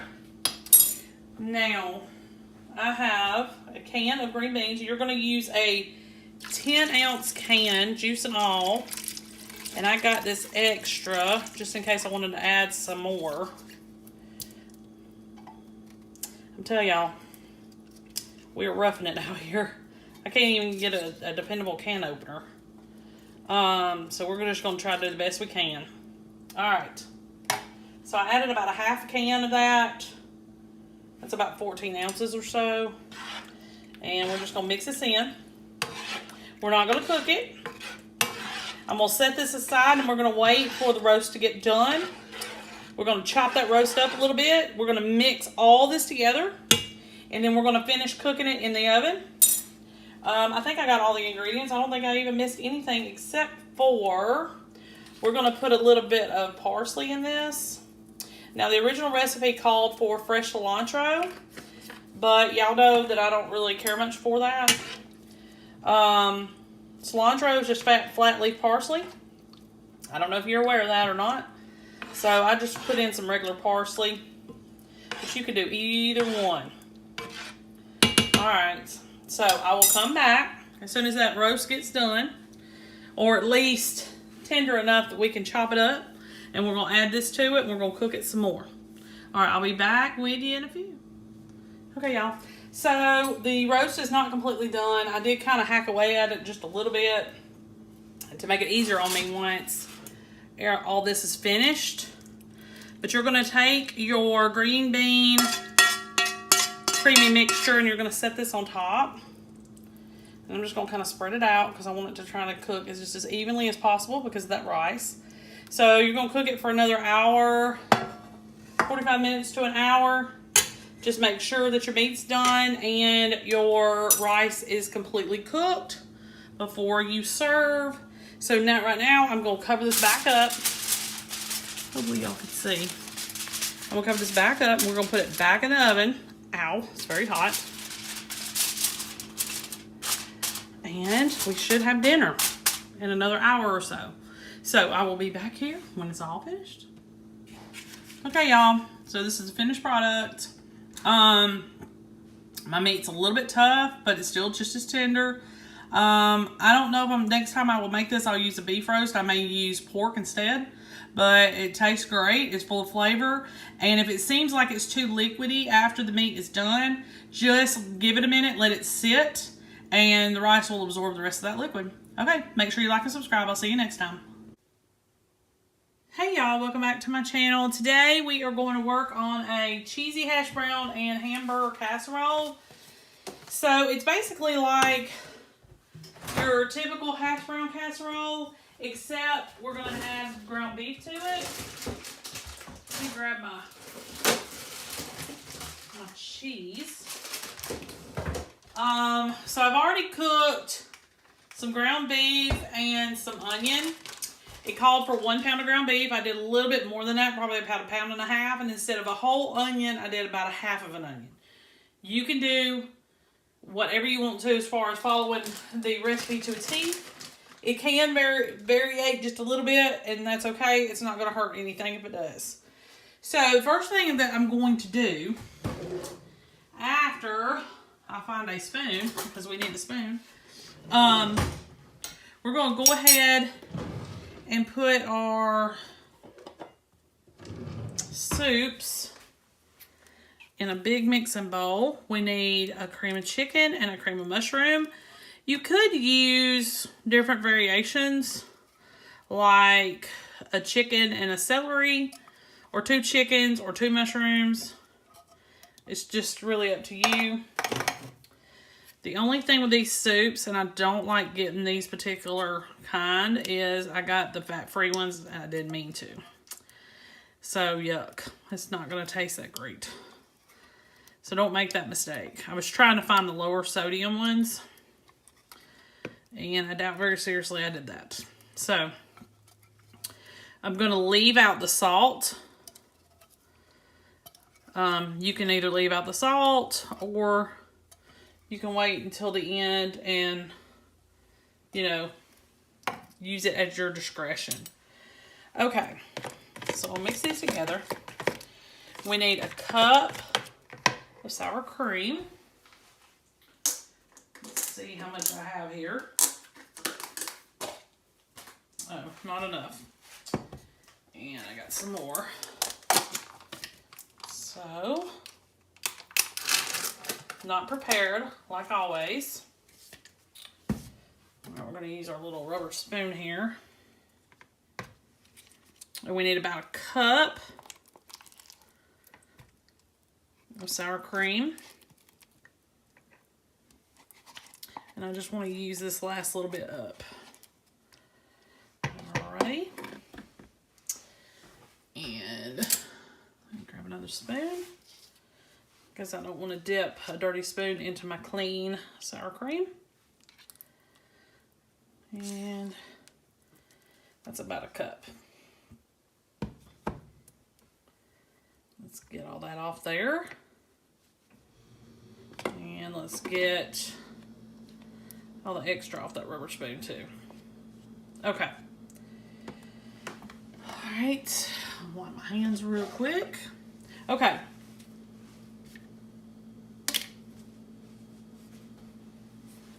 We added our sour cream. Now we're going to add our cheese. We need about 8 ounces, which is roughly 2 cups. And you're going to need 1/3 of a cup, like not 1/3 of a cup, but 1/3 cup for the topping. So you're going to need 8 ounces plus 1 cup, and that's 3 cups of cheddar, shredded cheddar. All right, I'm just mixing all this up.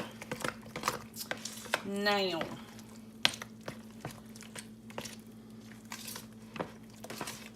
when I cooked my ground beef, I was supposed to put some minced garlic in it, and I don't have any minced garlic. So, we are going to use garlic powder. And I think I needed, let me look, 4 cloves of the garlic powder. So, I'm going to just do 1 hefty teaspoon for that. And then, I'm going to need another teaspoon, because that part is for the the little filling part, the little soupy part, the wet part. And then we need some onion powder, about a teaspoon. You can go up to 2 teaspoons per each spice, but I'm just going with the more blender side of it. A teaspoon of pepper. But I'm going to try to go a little less on that too. Now, we got to add everything into this bowl, but I just wanted to get my liquid portions mixed together first before we add everything else. All right. So, when you go to look at the recipe and you're like, well, she's doing it out of order. I am doing it out of order on purpose.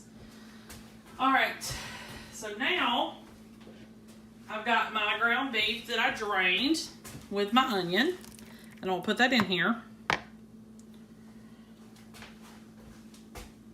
Set that aside. Mix it together. And you know what I forgot? Oh, you know what?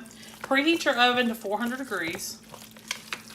And you're going to need a 9x13 pan. Sprayed. And set aside.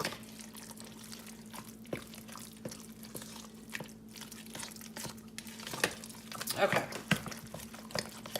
Not perfection, just progress. That's all we need to do. All right, I got a bag of shredded hash browns. Now the recipe called for a 30-ounce bag. I have a hard time ever finding a 30-ounce bag. So this one was 26 ounces. And whenever I do these casseroles with the hash browns, it is hard to get all the potatoes incorporated. So you know what? We're just going to do the best we can. And I'll tell you a little tip. Right before you add it to this, while it's still in the bag and you haven't opened the bag, go ahead and kind of break the pieces up so that they're not clumped together. Because you're going to have a hard time getting them apart. I've even had to put them in the microwave before trying to get them apart. So you want it easy to stir or easier to stir, you need to make sure that's all broken up. Alright, basically got it. Let me get my pan. Let me spray it. Okay. Alright, make sure y'all can see that. Now I'll be shocked if the written part of this is not incorporated.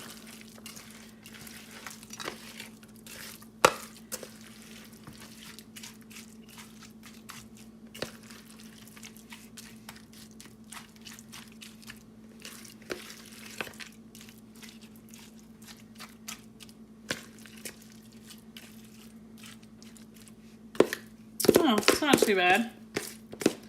Alright, let me get the rest of this out real quick.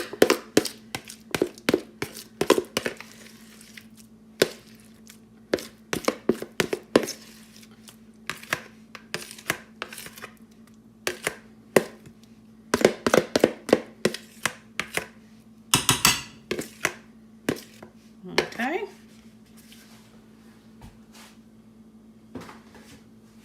I'll spread this out. All right, so you're going to stick this in the oven, 400 degrees, 45 minutes. And kind of mush it down some. Okay. After the 45 minutes, not now, but after, we are going to add, I'm sorry y'all, I'm doing like 3 things at once. Okay, after the 45 minutes, you're going to take it out. Still not done. We're going to put our French fried onions on top, along with our remaining cup of cheddar. Then we're going to put it back in for 10 to 15 minutes, then take it out. So I will see you back here at the 45-minute mark, so we can do our final little things. Okay, see you back here in 45. Okay, y'all. So this is finished. So what we're gonna do is we're gonna put the final cup of cheese on top.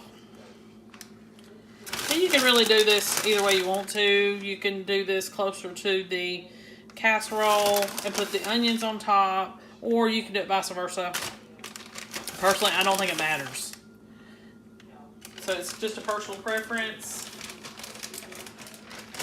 Then you're going to take some French fried onions.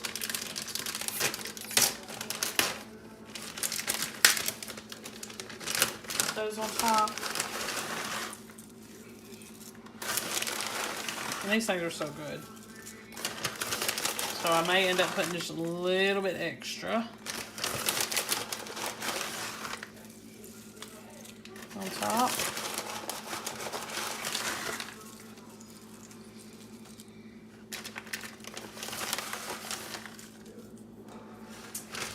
Okay. So I used about 3 ounces of one of these packs. And we'll stick it back in here in the oven and get that cheese melted, and then I will come back with the finished products. Okay, y'all, so this is the finished product. After I dished it out, I did add a few more French fried onions to it, but it turned out great. It's a great dump and go type casserole, and it is perfect for those cold, blustery days. It's the ultimate comfort food, and it's a nice spin on the regular hash brown casserole. You just add ground beef. You could probably also add some ground sausage. Make sure you like and subscribe. I'll see you. Hey y'all, welcome back to my channel. Today we are going to make a casserole. This casserole is called Jiffy Cornbread Casserole with ground beef. And as soon as I find my scissors, we'll get started. I've already browned my ground beef and I'm draining it. And we're going to go ahead and work on the rest of the recipe. You're going to need 2 boxes of Jiffy cornbread mix. This is what it looks like. You're going to need 2 boxes.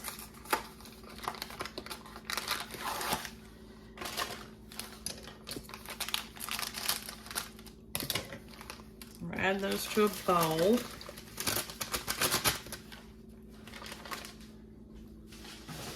Then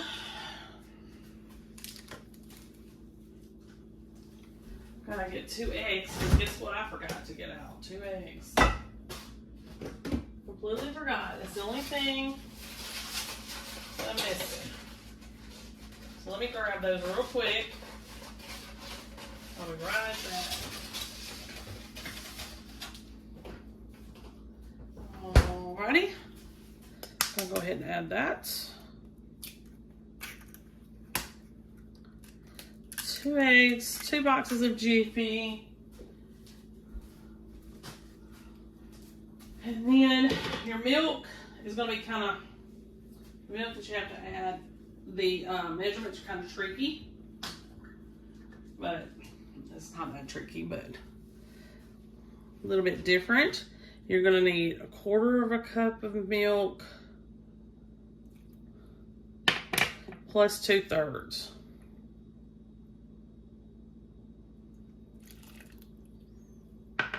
All right.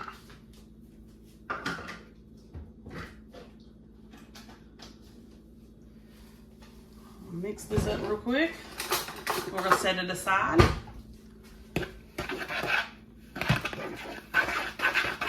So just mix it up. Oh, and you need to make sure that your oven's preheated to 350 degrees. Get this mixed up real quick.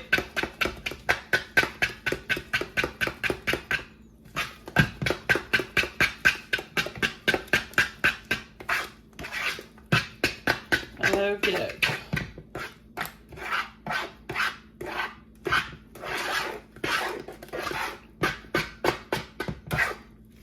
You're going to set that aside. Alrighty. I've got another bowl here. Now in this bowl, you're going to add your diced onion, but in my case, I'm going to be using onion powder. I got some here that moisture has got to, that literally is almost a rock. So I want to try to use it, but I think it's getting to where there's no hope for it. So you have onion powder, about a teaspoon or so should work, or some diced onion, whatever you prefer. Here's my ground beef, all drained. And we're gonna add a cup of vegetables. I've got peas and carrots instead. I just keep them in the freezer just for recipes like this. I just need like a little small cup of something. So you can do peas and carrots, you can do just peas, or you could just go ahead and do the mixed vegetables. It's up to you. Add a cup. I'm gonna add just a little bit more. All right.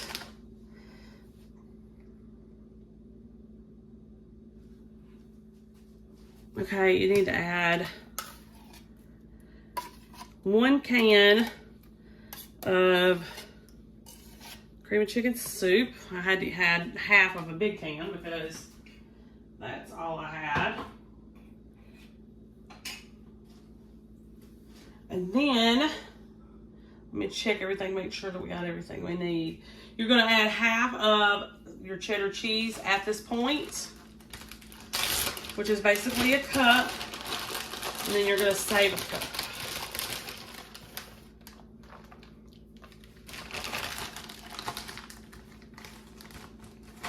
And we're gonna put a little salt and pepper in here. I've already messed up this recipe. The extra quarter of a cup of milk that went into the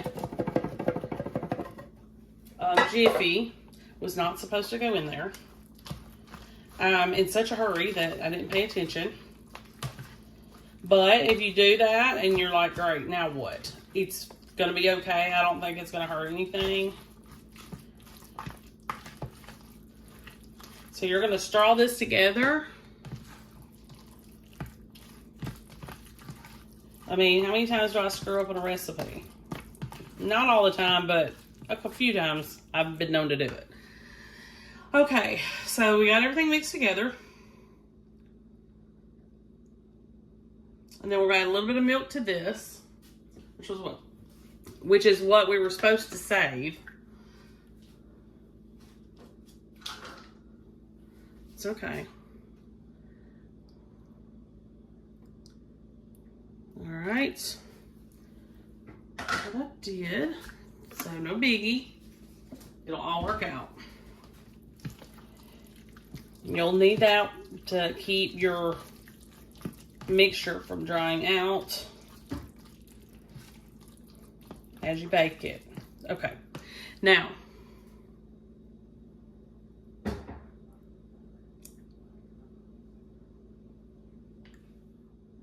all right, so you'll need to take your 9x13 pan that you have sprayed, spread your Jiffy mix over the bottom, and then we're going to place this beef mixture on top.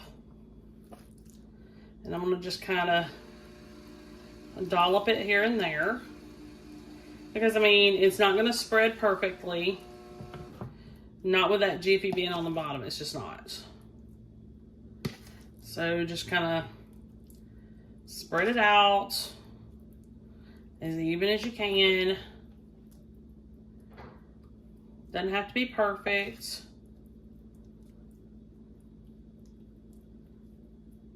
Let me get all this out of here. So you could very well use chicken in this. You know, you'd have to modify it just a little bit. It's very similar to chicken cobbler, which is basically chicken pot pie. I feel, you know, except for the cheese part. I don't think I would put cheese in it. And then that's basically all. I'm gonna go ahead and take our remaining cup of cheddar, sprinkle it over the top, and this is ready to go in the oven. I would cover it because you don't want your cheese, you know, cooking so fast before your cornbread does. So I would cover this with foil, cook it for 30 minutes, take it off, and then let the warm oven finish melting the cheese. Okay? All right. As soon as this gets done, I will be right back with you. Okay, y'all. So this is the finished product.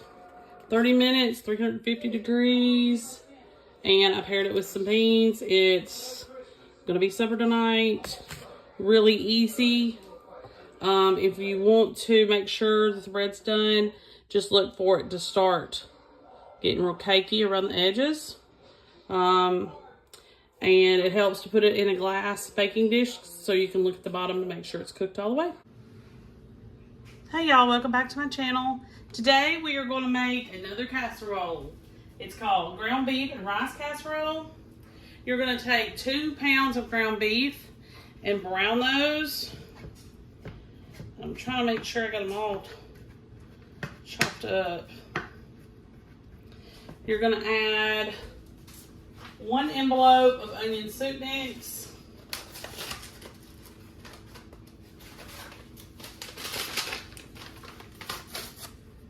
Go ahead and add that in. You probably need to cook this while you have the soup mix on, but I didn't do that. I just wanted to do it separate. This is drained ground beef, by the way. Cooked it, drained it. I'm adding the onion soup mix now. And then we're going to add the rest of our things. We need to add our soups. We've got 2 cans of soup, cream of chicken, and a cheese soup. And then we're also going to add sour cream and mix that together. We get a spoon. So my other recipe that I just did, I had to use a family size can of cream of chicken. This is the other part of that can. So typically I wouldn't do that. It's just if I run into a little bit of trouble or if that's all I had. All right, we got that. And we have a cheddar cheese soup mix to add.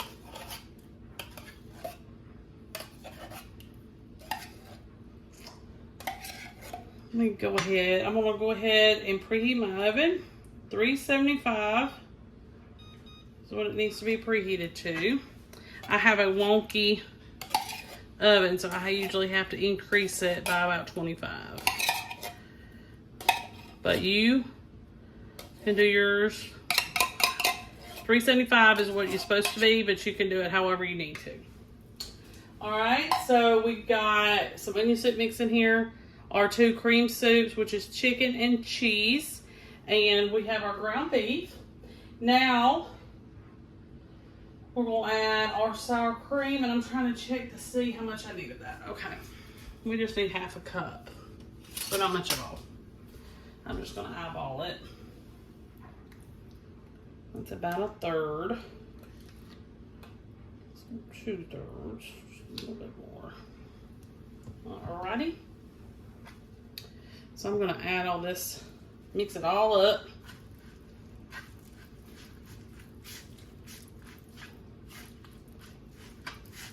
And we're doing it in the pan that I cooked this in. But as soon as we get it all mixed up, we're gonna add it to a baking dish.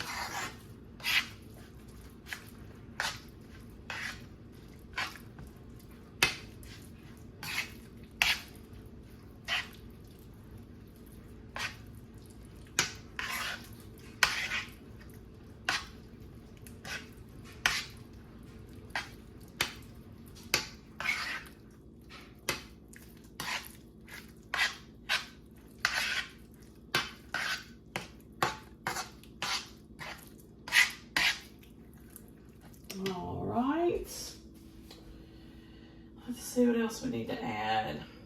All right, we're gonna need a cup of broth. My measuring cup.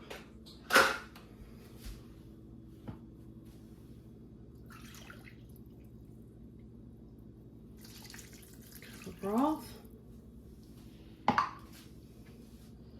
Mix all that in there very carefully.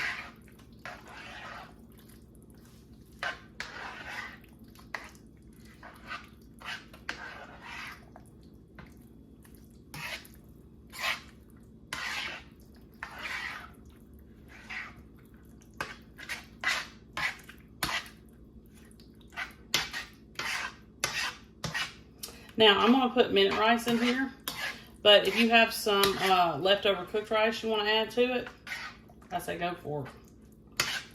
But I wouldn't do any more than about 2 cups worth.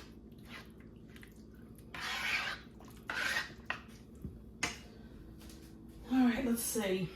We need 1.5 cups of the instant rice. We're going to go ahead and add that in.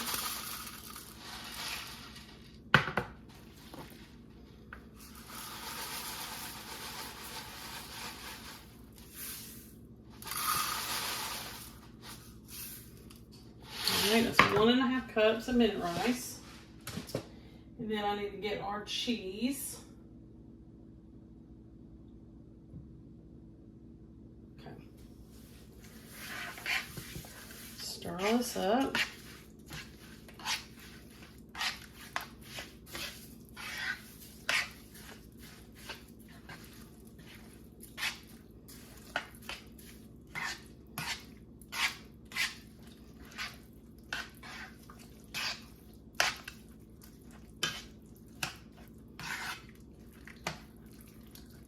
All right, let me get my cheese real quick.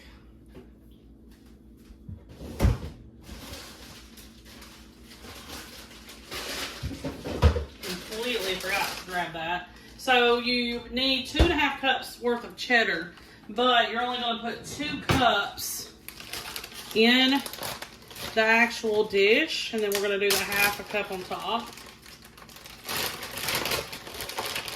So 1 cup. I'm going to reserve this little bit left in that pack for the top. And we'll do another. And I'm just using extra sharp because that's what we like, but you don't have to do that. All right, stir this up. Now I'm hoping that the liquid that we put in here is going to be enough. But I have about 1/3 cup or 1/4 cup of broth set aside just in case it looks like it's drying out and I need to add something. So you can always just remember that you can add just a little bit, not too much, if it looks like it's drying out in the oven. All right.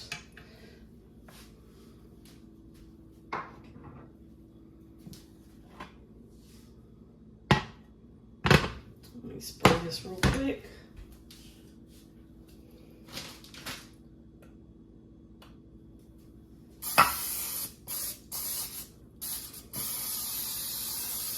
Just make sure it's easy cleanup.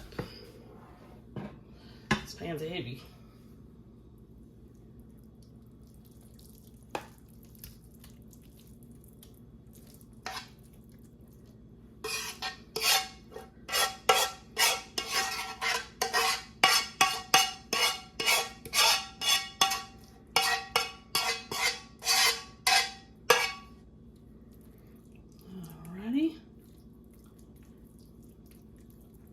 So this is like a little bit different than your traditional chicken and rice. So I thought that that would be a good thing. So we kind of get something different. You're going to take your cheese and just sprinkle on top. All right, so since this has raw rice in it, we're going to cook it for 45 minutes, and then we're going to take the foil off because we're going to bake it covered and cook it for another 10 to 15, so keep that in mind.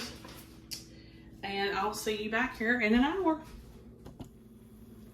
Okay, y'all. So I got this out of the oven. I've already plated it up in this bowl. It is freaking hot. I can barely touch the bowl, but it smells fantastic. I think the onion soup mix really sets it off, so don't leave that part out. If you do, I don't know, I think you're doing it an injustice. This is something cheap, of course, because you know that's mostly what this channel's about. I think I paid a little bit extra for the cheese soup because that's not typically something I get, and not everybody makes it. I've only been able to find it with it, you know, under the Campbell's brand. But it always gives a lot of flavor, so it's something I would not leave out typically. Perfect dinner. I am going to pair this with some corn on the cob, but my corn on the cob's not done yet.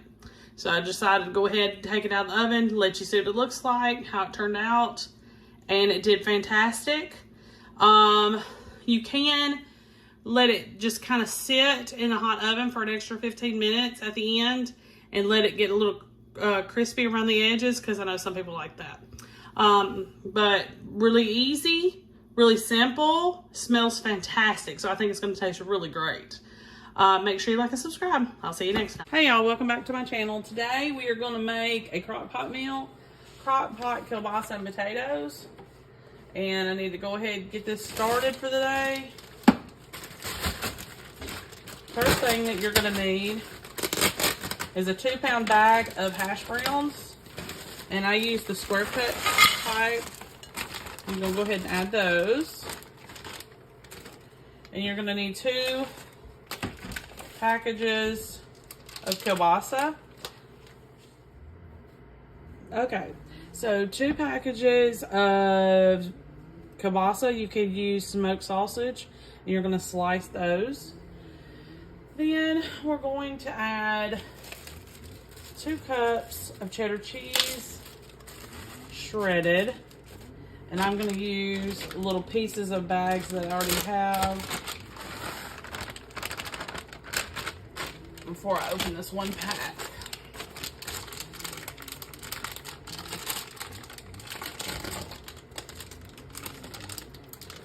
And then we're just going to need about a little bit of this because we got it. Okay. Going to need some soup, cream of chicken, and I did get the reduced sodium variety, but you can do whichever.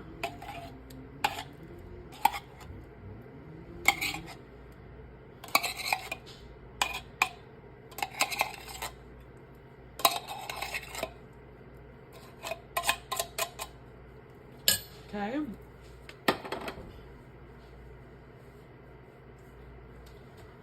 And I'm gonna put in 1 chopped onion.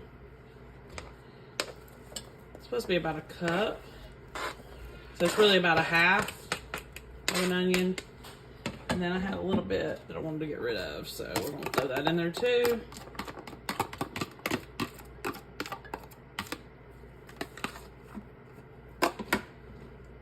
Okay. Need a cup of sour cream.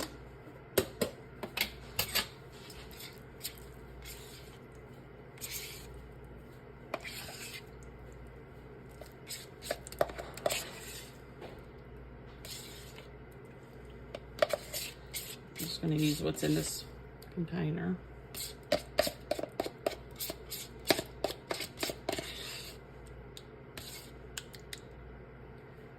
Okay.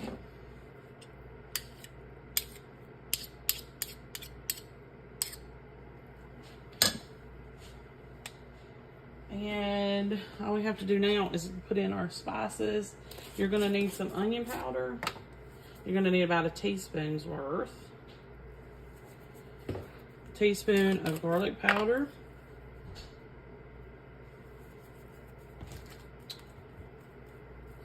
Teaspoon of oregano. We're going to use dried.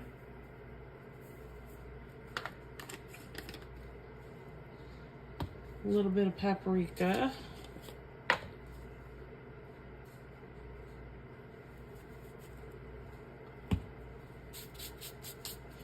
Salt and pepper. And you can do that to taste. I'm not going to put that much salt in.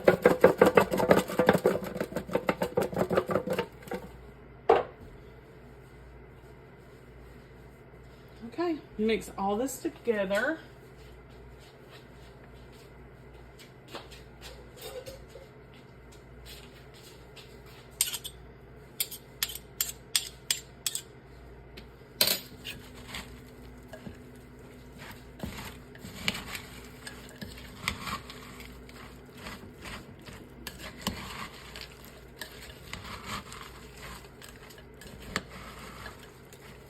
It's not going to be that easy to do. So probably what I'll do is as I go along during the day today while this is cooking, I'll just come through and kind of just stir it up a little bit once it cooks down just a little. And then that way everything will get combined and it'll be fine. So this was mixed together, just not as much as it needs to be. All right, so you're going to cook it on low for 5 to 6 hours or high for 3 to 4. And you need to check your potatoes because they need to be fork tender. But I'm probably going to cook this on high for a little while and then turn it down on low. All right, I'll see you back here this afternoon. Almost forgot, y'all. Almost forgot. It's going to be just like old times. I mean, forgetting everything. You need a cup of milk added to this. Oh, I kept thinking, why does it look so dry? Now I know why, because I was supposed to add a cup of milk. All right. Cup of milk. We add just a touch more, make sure. Okay. So like I said, as I go along, I'm going to stir this because it's just too much. With it being frozen, it's just too hard. So you can open it, stir a little bit. I would check on it throughout the day. But what I said earlier is I'm going to cook it on high for a little bit, because if you've seen some of my past videos, something about potatoes, especially my crock pots, they probably need to be updated. But the potatoes thing, they just have a hard time cooking them all the way through. And then I find at the end of the day, after 6 hours of cooking, they're still not done. So I'm gonna cook on high for a little while and then turn it down on low. Let it finish out, stir continuously. Not every minute of the day, but here and there, check on it, stir it, make sure it's all combined really well.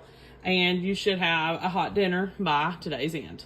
All right, I'll see y'all this afternoon. Hey y'all, so this is the finished product.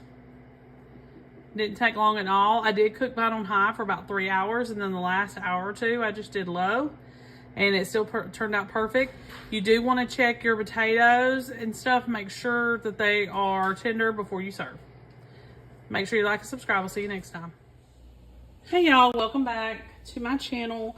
Today we're going to make some crock pot cheeseburger soup. It's really easy. There is some prep work that goes into it, so you'll have to complete that first. You'll have to brown 1 pound of ground beef and 1 small onion diced and some fresh garlic.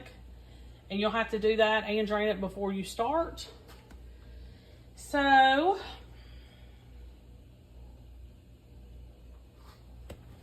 what I'm gonna do real quick is spray this. Spray my crock pot.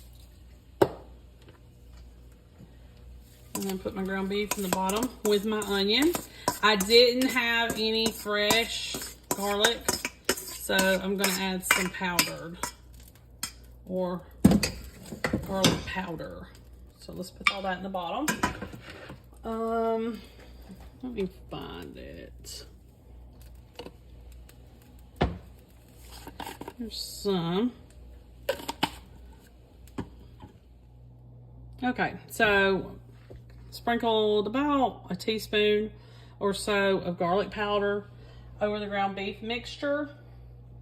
All right, so after that, you're gonna add 4 cups of chicken broth. I'm going to do 4 cups of water and some chicken bouillon powder because it's just easier.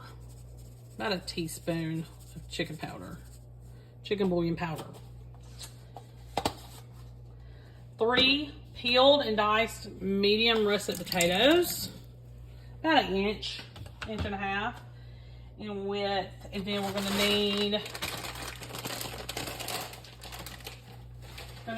the whole 12 ounces of peas and carrots. And I just got frozen.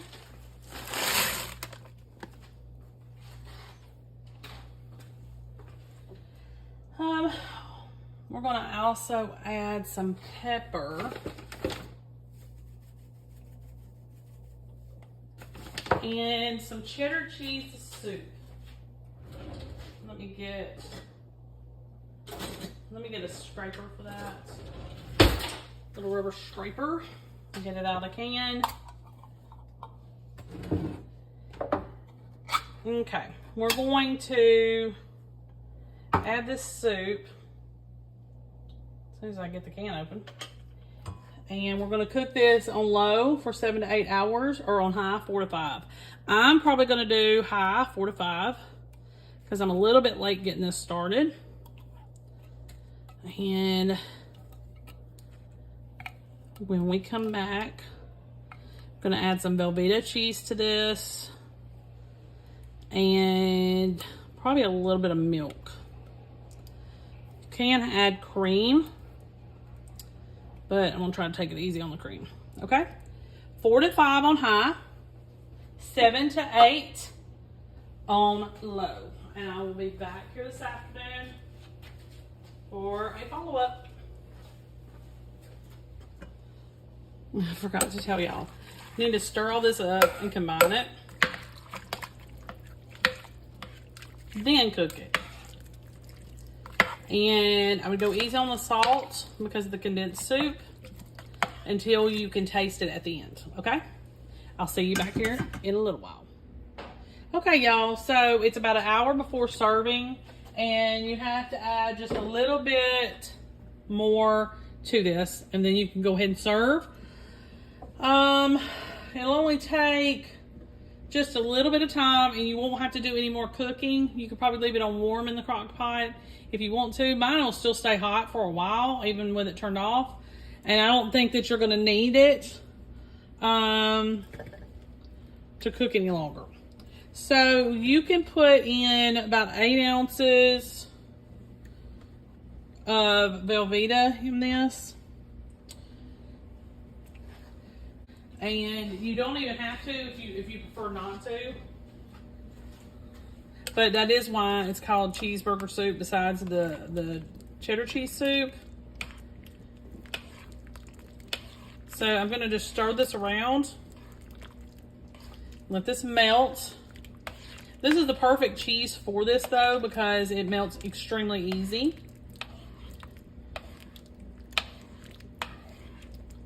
And just within minutes, it starts to melt and adhere and mix with the soup.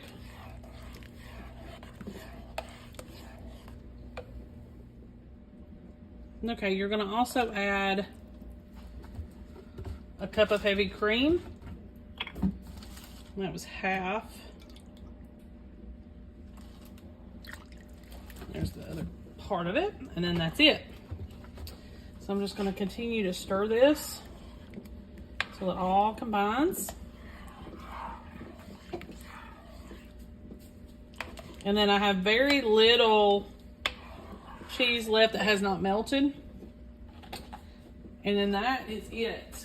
You can use crackers for the soup or cornbread or even like a hard crusty bread. That would be perfect for this. But cheeseburger soup is just a perfect little meal, and it has everything in it: meats, potatoes, vegetables.